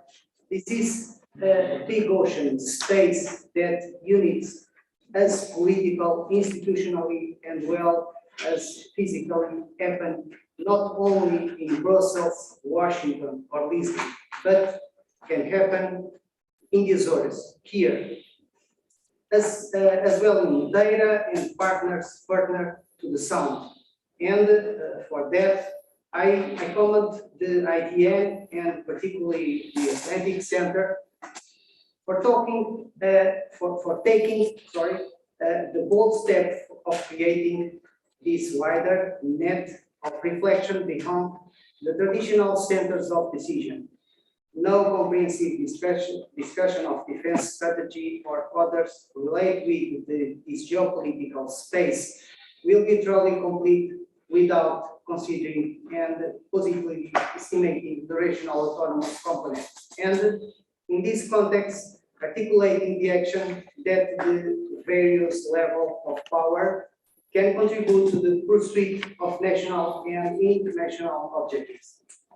In the case of the Azores, history and the various economic and social contexts have already made clear repeatedly the unique geostrategic potential of the Azores for definition for border, political, and geostrategic balances and at the international stage. The second preliminary comment is that it is essential that this reflection join the key institutions such as the IDN and the Atlantic Center and the several branches, for example, of the Army, which Academy, but also involve and bring institutions that work beyond that more traditional realm of defense, exactly because today the world and the issues at stake require 360 degrees view and integration of subjects that range from the risk of climate change, digital and cybersecurity menaces, human security, etc. It is exactly in these capacities that I, as coordinator of MSPAS, believe and develop of the strategy of the Azores for space, deploy intertwined with the national space strategy and European priorities can bring some contribution to this debate. We had a video for show, but it's not possible. But you can see in the website the Space Awards But in the end, I can explain you a bit about the strategy and the vision of the regional strategy for space. The video is a more exciting view of what it is the intention behind the adoption of the regional strategy for space, which we know is a unique as in challenging of remaking. The Azores have provided via geography, infrastructures, and human capacity the stage for the development of some projects and initiatives that have boosted our own, but certainly also the national profile in the space sector in Europe and internationally.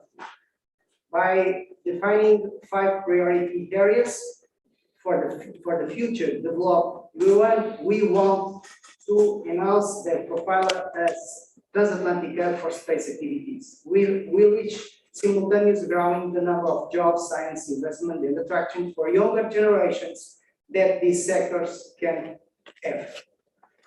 And what does that have to do with the Atlantic and the geopolitical equilibrium around it? Well, at the first glance, nothing. But if you look deeper, everything. NATO and the European Union are in the context of revising and working on their main strategic documents. In case of NATO, a new strategic concept. In case of European Union, the strategic compass. That will influence defense strategy and others for the decade to come.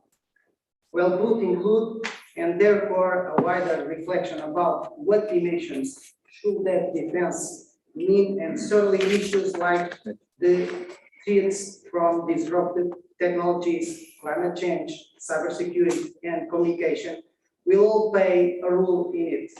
And the Azores can help Portugal, the European Union, NATO, a capstone of these dimensions.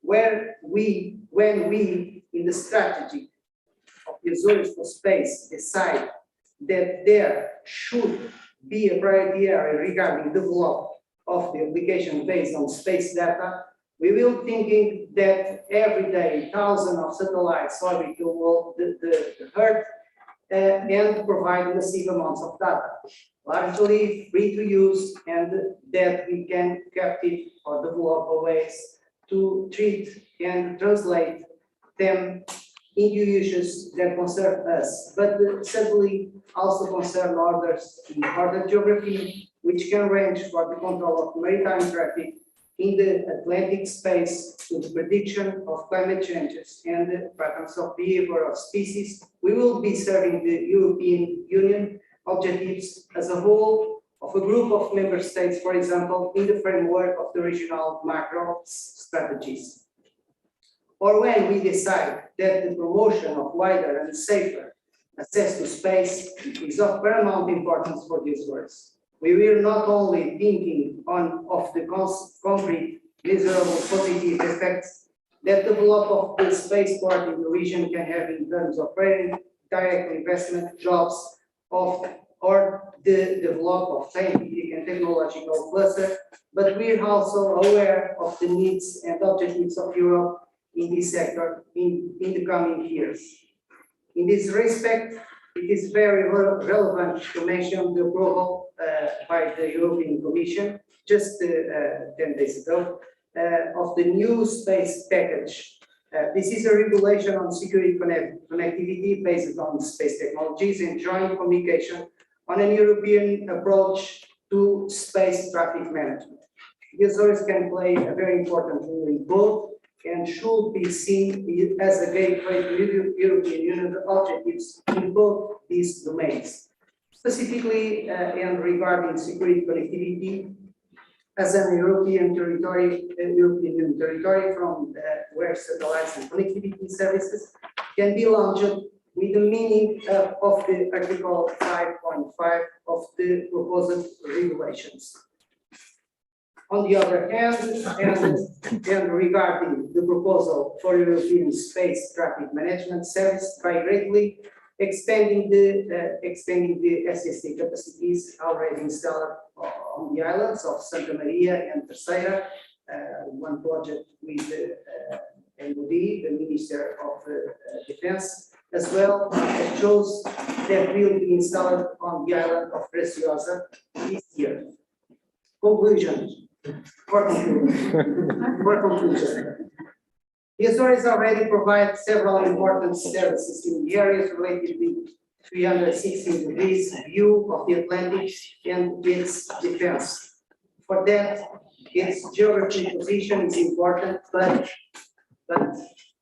it's not the decisive factor. There are competitors and equal locations for a number of activities that we are doing and intend to the ground in the future with a focus in the Atlantic. The focus in the Atlantic as a geopolitical space of contention will not decrease in the immediate future, and the service that can be provided will also grow in the future because of regional, national, and international attention. It is of the utmost importance that there in articulation between the regional, national, and European levels to make full use of the possibilities that are at our disposal. One cannot happen without the other. And finally, speed is of the essence. The world is now moving and slower. And if Portugal, its institutions want to place the country at a different level, in international level, also in this sector, conjugation of efforts is fundamental. Thank you.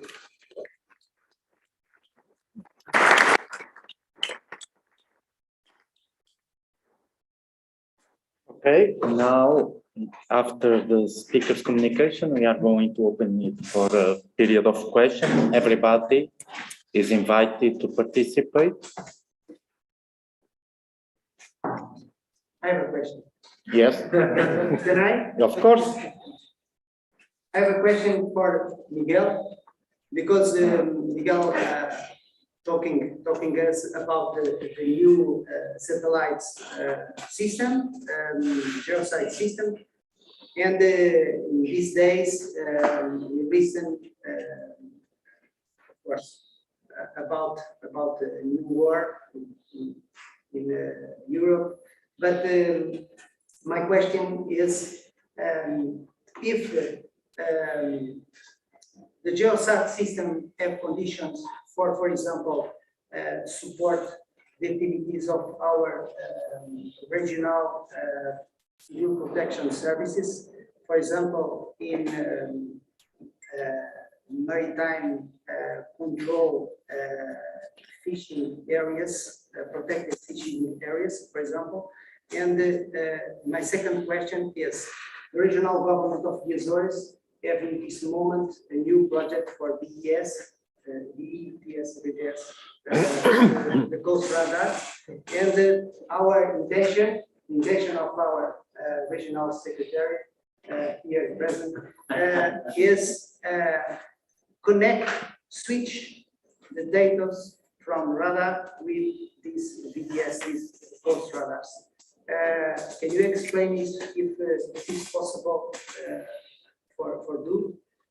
Yeah, this is possible. This is no. I only ask the president of the table. All the time. For the final, we have here with us one of the first engineers has made the first mission, the first plan for operations, for space operations in the Azores. I would like to the final, if it's possible, to listen Engineer Paul Muniz, because this is the first man in the Azores with this work after 20 years. 30 years. Thank you. Thank you.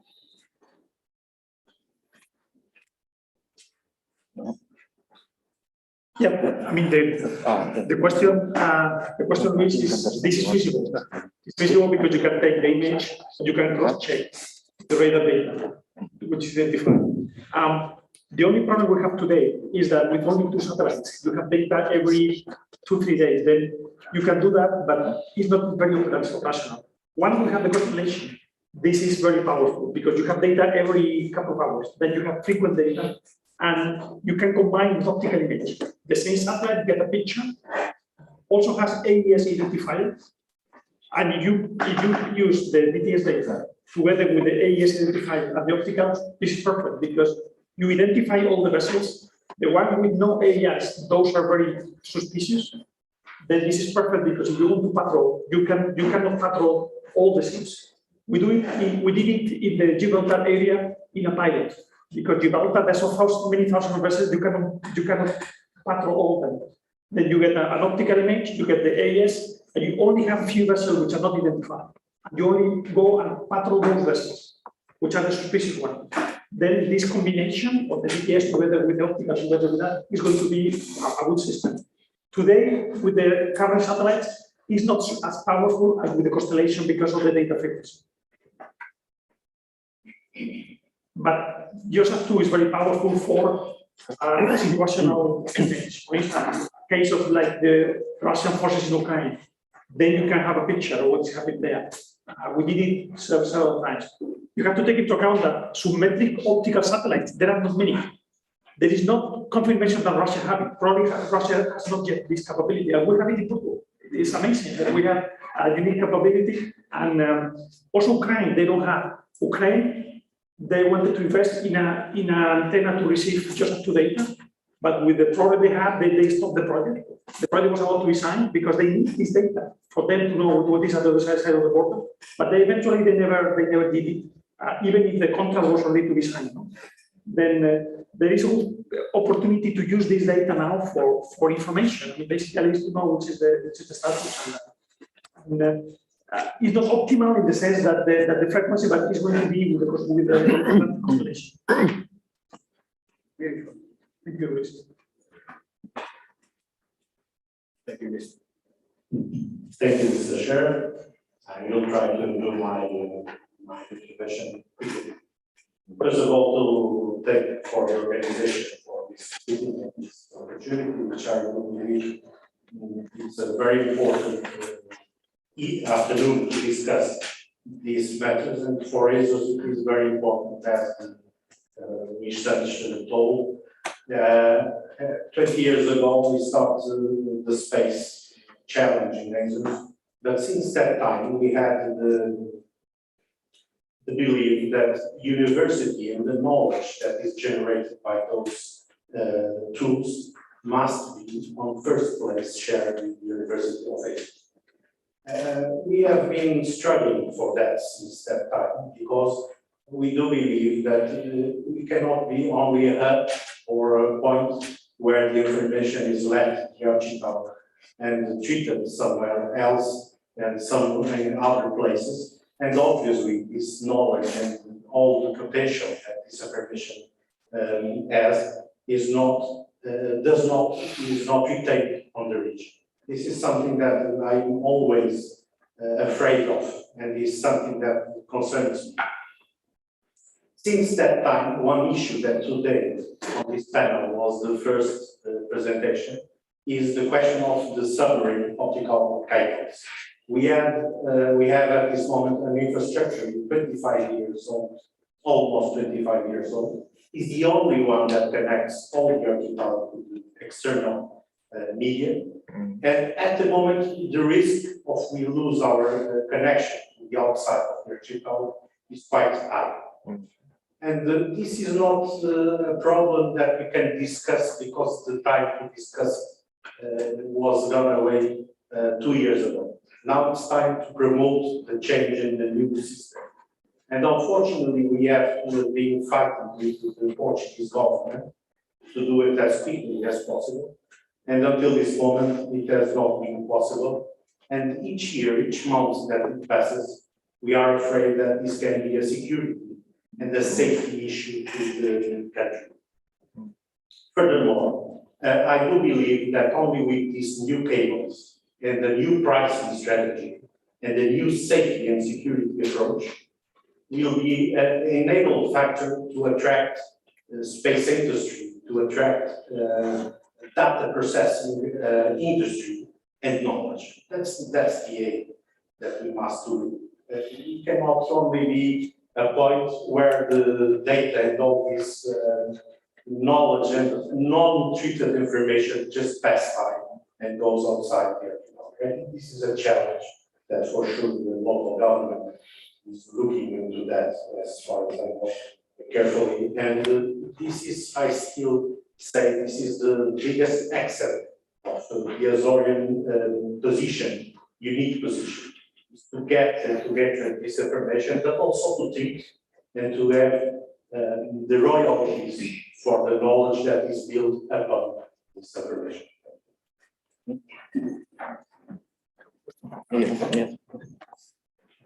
Yeah, I have a question for Carolina. Carolina, but space is not a question of engineers. Space is not a question of lawyers, and you are a lawyer. Then Luis talked about the space traffic management, state the system, which is now here in Azores, which is quite I congratulate Azores because of the system. But there are many legal issues. I mean, I was deeply involved in a case where a Russian piece of debris collided with an American satellite that was lost. And the Russian said that what the American hit it from the back is like the car, the one who hit from the back, the one who pays. Then I assume that this is more sophisticated than that. I wanted to ask you if you believe that international law for space is something that may happen, and if you believe that there will be a frame for this, because it is more and more important that the lawyer play a role in space. Thank you, Miguel. It is even more because space is becoming more congested. Ultimately, states have the responsibility for everything that it's launched upon this territory, but the private operators are becoming more and more frequent in space. The orbits do not expand, so they become more congested, and so accidents like that you have mentioned are becoming more and more frequent. And as usual, as on Earth, when accidents happen, lawyers happen. And one of the things that this new package in space traffic management that the European Commission has just released last week, it has a very ambitious plan regarding rules and regulations. It aims to not to do routes such as the ones that we have here on the roads, but much similar to that, yes. And why? Because there is a need to address clear rules. Now, this is very simple in theory, but we know that in practice, this is going to be very hard to achieve, especially because the Commission has set a very ambitious timeline to it. They have said that in their plan, they intend to, by the end of 2030, to have guidelines, meaning that these are signals to be carefully looked upon by member states, by operators, and to start to shift and to address those guidelines within their operations. Now, they intend to pass these guidelines to mandatory and common standards and common rules for the European space industry, mandatory by the end of 2024. Now, this is 2 years from now, and I'm a naturally optimistic person, but I'm not so sure that within 2 years we can have a common understanding amongst all the member states and the Commission services on at least these main rules, because what experience has been showing as in space and in corpus in particular, where this theme is also addressed, it's very hard to reach common positions, which means that we'll have to be more and more active on this topic. We have to be extremely open to compromises and to have a perfect grasp on what the competitiveness of the European sector and the national industry can be on this. So 2024 is the ultimate goal. We are thriving for it. We are hoping for it. So let's let's all work in that sense. Thank you. Yeah, two questions on space and one response to maritime security and the cable. Perhaps firstly, following up from what you just said, it strikes me a little bit that our discussion on space is about 100, it reflects how we spoke 100 years ago about the oceans. We think about, the space is just, is a vast space. We can exploit it how we like. And then the next problem becomes that of routing. And this is what you're exactly talking about. And then we're developing shipping routes. But today we know that the true problems of the oceans is pollution. So don't you see a problem with the pizza satellites and the hundreds of satellites shooting into space and the competition in that regard, causing a massive problem in terms of space waste in the future? So that was my first space question. The second space question to Miguel. Now, we often accuse some international actors of engaging in gray zone operations. And our main critique there is to blend military and civilian use that they blend military and civilian use.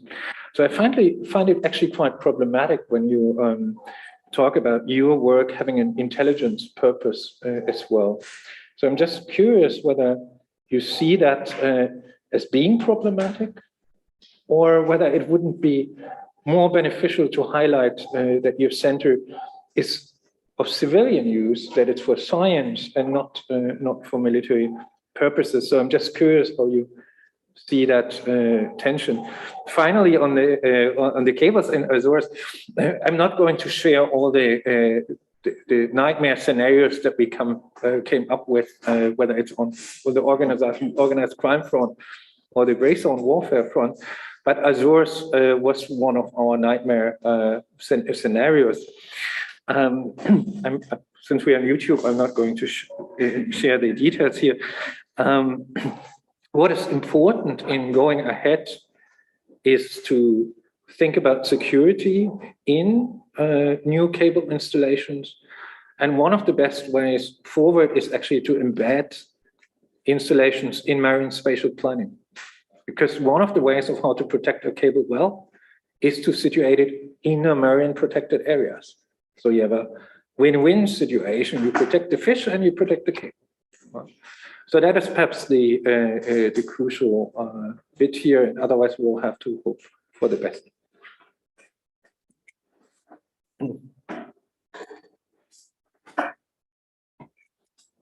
Thank you very much. And you're absolutely right. Pollution is becoming an increasingly problem also in space.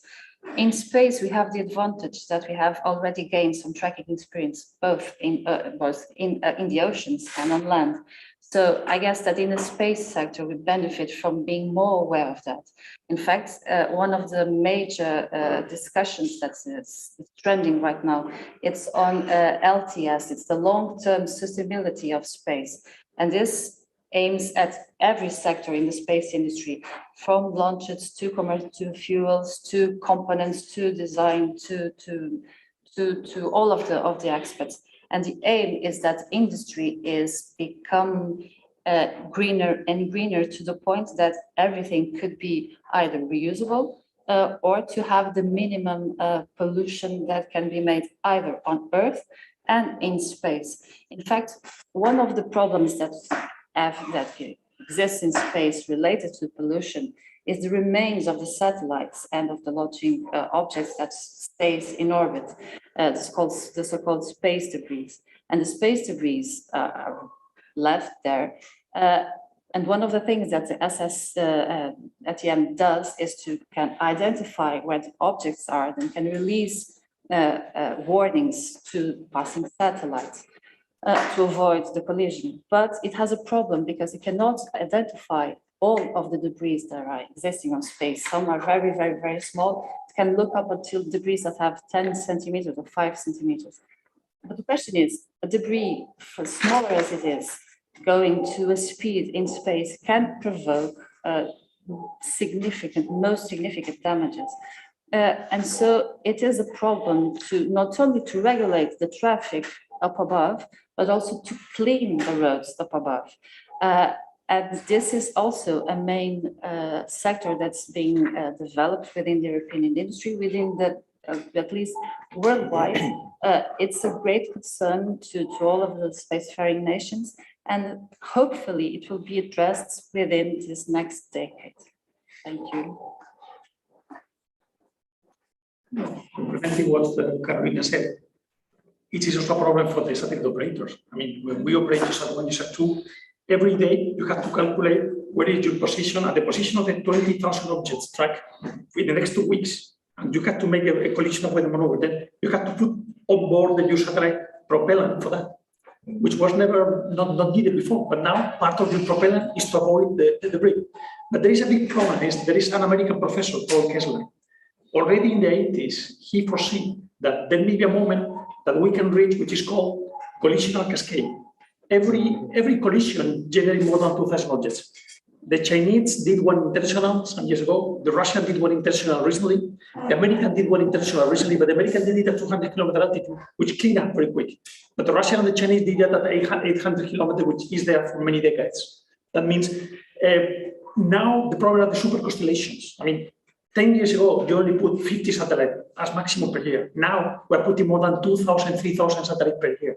It is incredible. And growing. Because Elon Musk and all the American billionaires are putting mega constellations. Then there is a problem for the astronomers. They cannot see the sky, the astronomers, because all the satellites cross the telescope field of view. There is a problem, and if collision happens, and there are more than 2,000 objects out of a collision, it can be a cascade of collisions. Today, we track 20,000 objects, more than 5 centimeters. There are about 1 million objects that we cannot see because they are very small.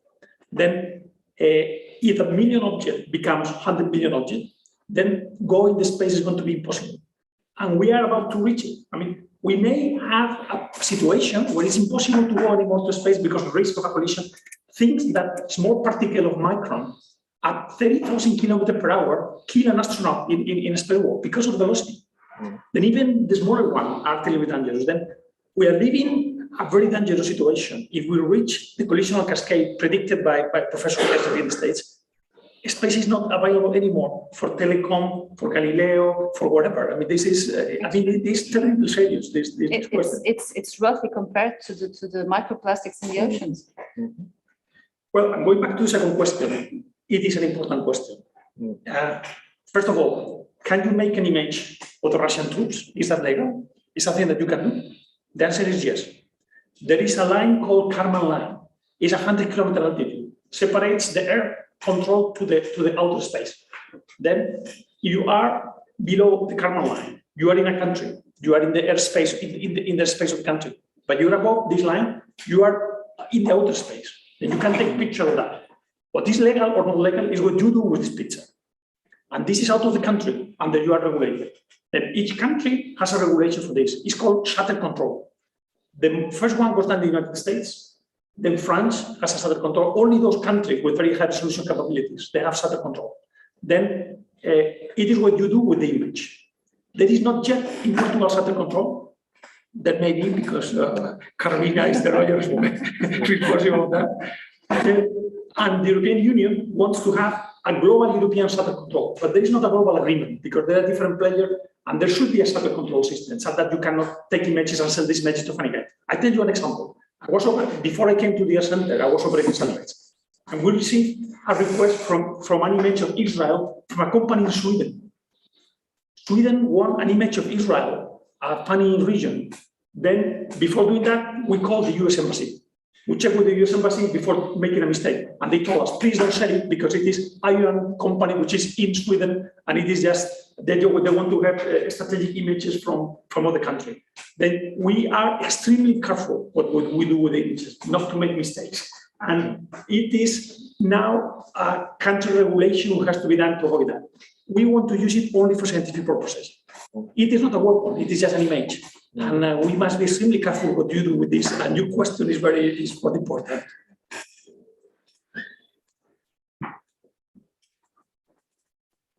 Yes. No, okay. Does anyone More questions? I think that now I will first thank all the speakers. I will thank also the public, and we conclude this. Please. Thank you very much. Thank you very much.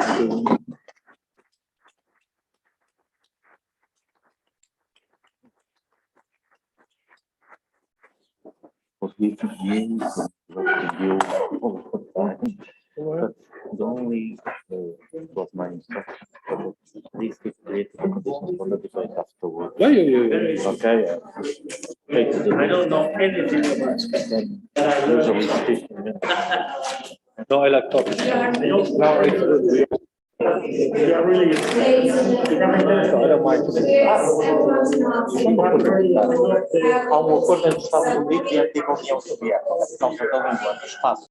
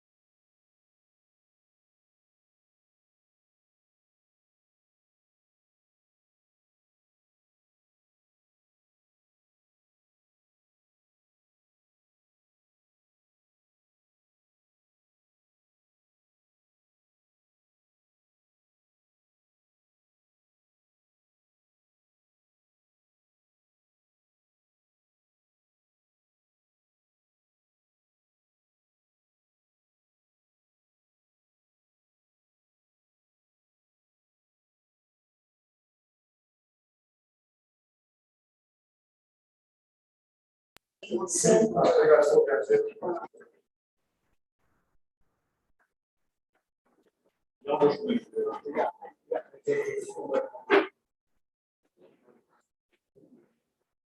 close this seminar, we first invite Professor Luís Andrade from the Center for Humanistic Studies to address the room.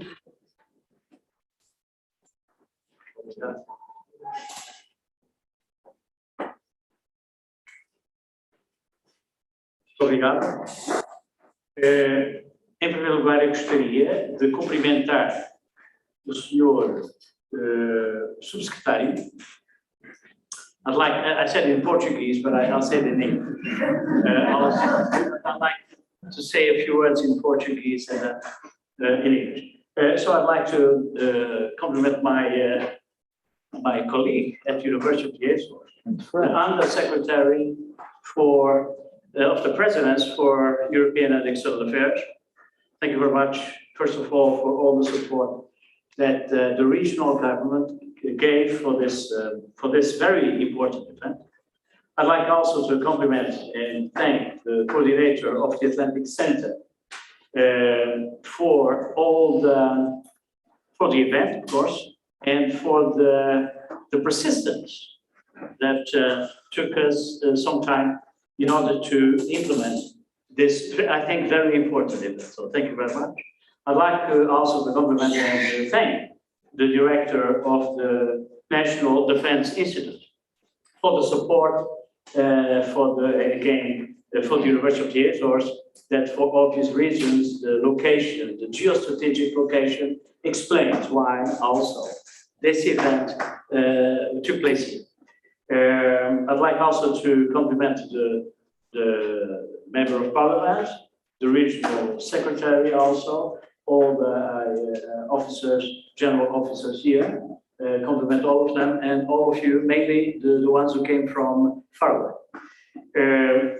Also, I would like to say a few words that concerning this event, that I thought again was very productive, and it brought us some ideas and some questions that I'm sure that we'll be thinking about them in the near future. And now in order to finalize, again, we are at university, even though I'm not representing formally the University of the Azores, but I'm a member of the Humanistic Center, and I've been here for almost 40 years at this university. So I'm sure that the rector and will be glad to say that any further events with you will be welcome. So thank you all very much.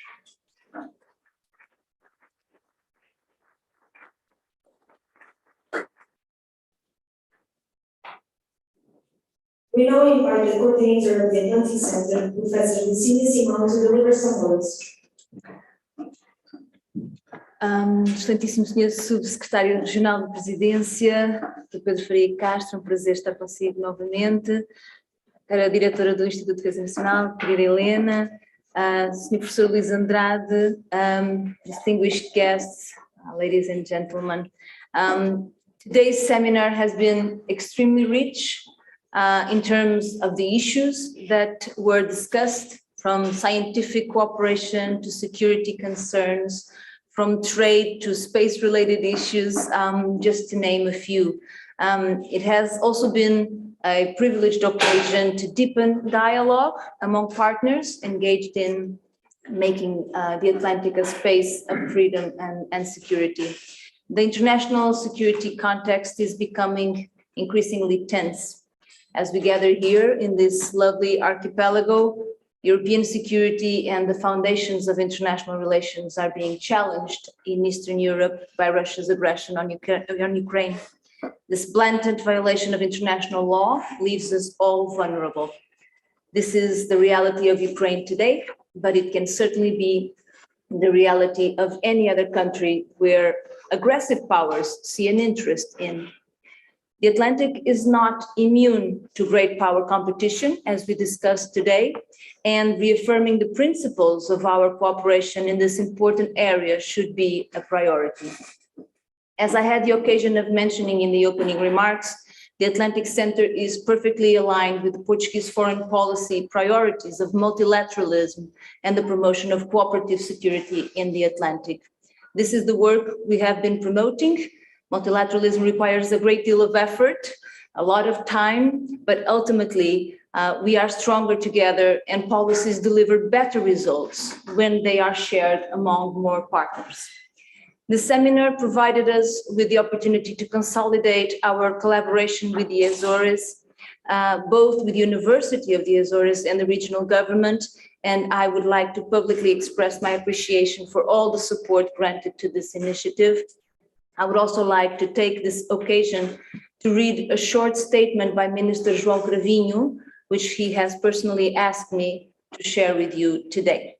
So in the minister's words, the commitment of the Portuguese government in promoting security and cooperation in the Atlantic area stands as a national priority to which the Atlantic Center is actively contributing. Over the last years, this initiative has consolidated, rallying the support of a growing number of national and international partners, and standing as a privileged framework for dialogue, knowledge production, and capacity building, linking the North and the South of the Atlantic.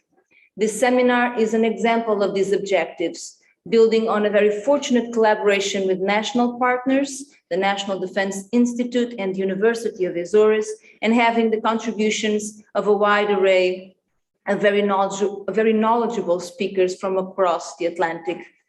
Despite the upcoming transition in the Portuguese government, we expect continuity in the priority attributed to the Atlantic Center and the continuous investment in its development. The unequivocal results of the elections make us confident that the roadmap for the development of the Atlantic Center, which Portugal developed and that has recently been endorsed by our international partners, will be fully implemented, consolidating the existence of the center, namely here in the Azores.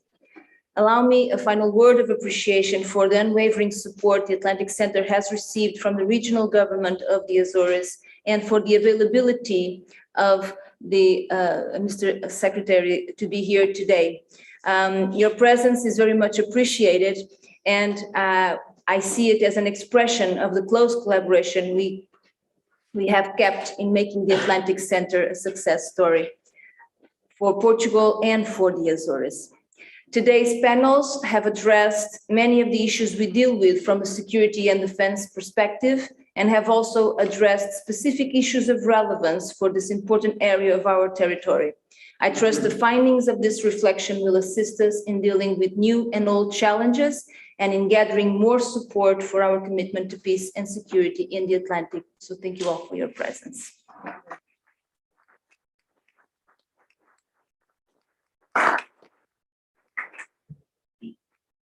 We invite the Director of the National Defense Institute, Professor Helena Carreiras, to make her closing remarks. Mr. Undersecretary of Presidency, Dr. Pedro Faria Castro, Professor Luís Andrade, Professor Luciana Simão, well, dear guests and our auditors of the CZ here present. It is a great pleasure to be addressing you. Some final words, of course, to thank our partners for this wonderful reception here at the Azores, the Governo Regional dos Açores, for always welcoming attitudes, so supporting and helping us with all our activities, including our course of IDN. So thank you all for being here. This was a wonderful event again. We are really committed to the Atlantic Center and all the common initiatives that will help us strengthen our ability to cope with security events. And allow me to share with you some final words that refer to this elephant in the room, that our mind is really on that as well, but there's a relation to what we're doing here. And so I wrote a few lines, just a few lines. We gathered here today on February 25th, 2022, one day after the invasion of Ukraine by Russian forces, an event that has already been considered a major challenge to the world order since the Second World War, one that will change the face of Europe forever. Some can find it, or could have found it difficult to concentrate on different topics right now. But on the contrary, if there is something to be learned from this hideous moment, and the seminar proves it, I believe, is that we need to be better prepared to build and sustain peace and security worldwide. That it is time to realize that our action is needed to help prevent the repetition of the same mistakes that have allowed the conditions for new and dangerous conflicts to unfold. That it is time to look around, namely to the Atlantic, and understand how vital its security is and how critical our action is to understand the nature of threats, the different security needs at stake, to engage in dialogue with partners and define ways ahead to foster capacity building. We will live in a more dangerous world where peace and democracy need to be defended much more vigorously. So we better boost our efforts to ensure we will not be regretting inaction, or as Timothy Garton Ash noted yesterday in The Guardian, that we will not remain closed with nothing but the shreds of our lost illusions. So let's get to work and let's do it together. Thank you.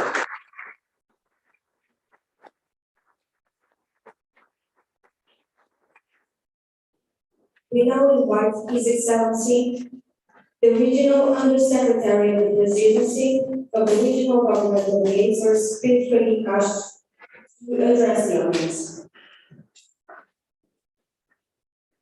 Obrigado. Thank you very much. Mrs. Coordinator, Director of the National Defense Institute, Professor Ilana Carreiras, Mrs. Coordinator of the Atlantic Center, Professora Licínia Simão, Professor Luís Andrade, dear friends. First of all, I would like, in the name of the President of the Government of the Azores, to present his apologies for not being today with us as he would like to be. So I'm going to read some words he intended to address to you today. I commend and thank the Atlantic Center, the National Defense Institute, and the University of the Azores for organizing in the Azores this second module of the intensive course of security and defense. The history of the Azores provides fertile grounds for studying in-depth matters of security and defense. Our geography, our archipelagic condition in the middle of the North Atlantic are characteristics that in themselves require protection and security, which go far beyond the most elementary functions of the presence of sovereignty. The future of humanity has never been so intertwined with environmental evolution with the security of our seas and space. In recent times, the world has changed, and by a lot. There is an erosion of the notion of international order. There is a return to protectionism in international trade relations. It is a world where each one tries to go their own way, outside the traditional context of international negotiations. Today, we live in a more fragmented world where everyone runs for themselves. It's a world of insecurity. We are witnessing the phenomenon of migration, terrorism and populism, and the disintegration of some structures which we thought were safe. This also happens in the Azores, where it is necessary to reflect very carefully on the grounds we walk on. The Azores must be alert to this extremely rapid change. In this context of a world undergoing a very rapid change, the regional situation deserves to be approached with a great critical sense and great foresight. In such a context, it is not advisable to remain with the inertia of a model that does not face what the situation demands. The region must build an even stronger relationship with the European Union. The region must build an even stronger relation with the United States of America. The region must build an even stronger relation with the international community. Ladies and gentlemen, the Azores want to make their contribution to the exploration of space and the oceans. We want to be interested and participant players with the sea that surrounds us and with the space that shutters us of discovery, of technological innovation, of the future of science exploration. Just like yesterday, today we want in the Azores to be a meeting point, crossroads for modern navigation, collaborators in the discovery of the unknown. The Atlantic Ocean protects the Azores. The Azorean people identify the sea with unique familiarity. Vitrin Mazio knew very well when he stated, for us, Azoreans, geography is worth as much as history. Learning from the past, in which the Azores were a meeting point of maritime routes, of the union of populations and of commercial transactions, today we want to explore the future of the world of innovation and knowledge, of the construction of the common house of humanity, in which the Azores, in the middle of the North Atlantic, can and must participate with the increasingly appreciated characteristics in the exploration of science for the progress of our communities. Ladies and gentlemen, the evolution of times with technological innovation, the growing interdependence of nations, and the consequent evolution of science have been factors of the greatest relevance in the growing value of the sea and space of the autonomous region of the Azores.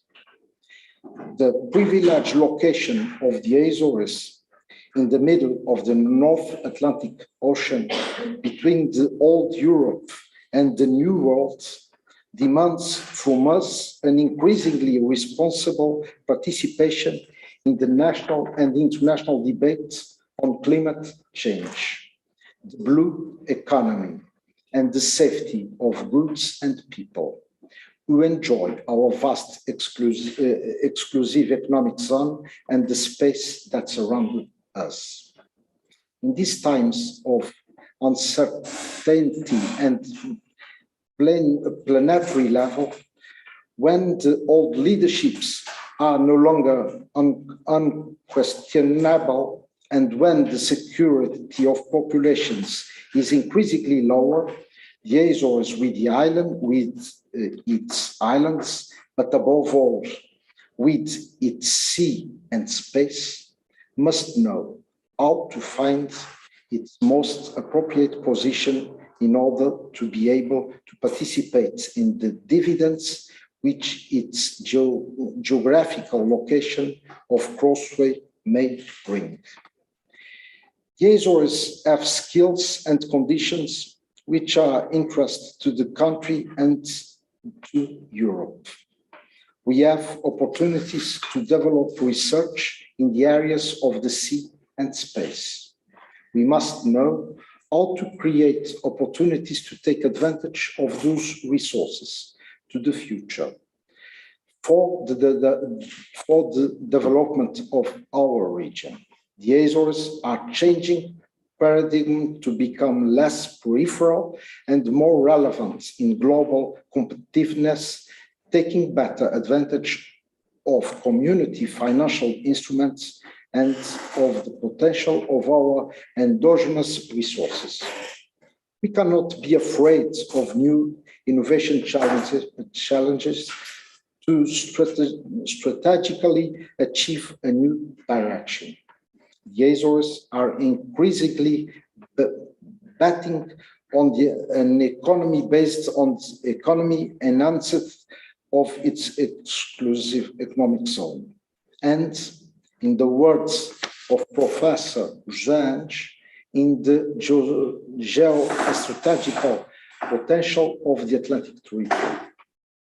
These new commitments of ours will involve the development of technology for strategic use within the framework of international consultation, the inventory and progressive exploitation of our sea, and the support and creation of appropriate research structures, and the organization of surveillance and defense systems. Thank you very much.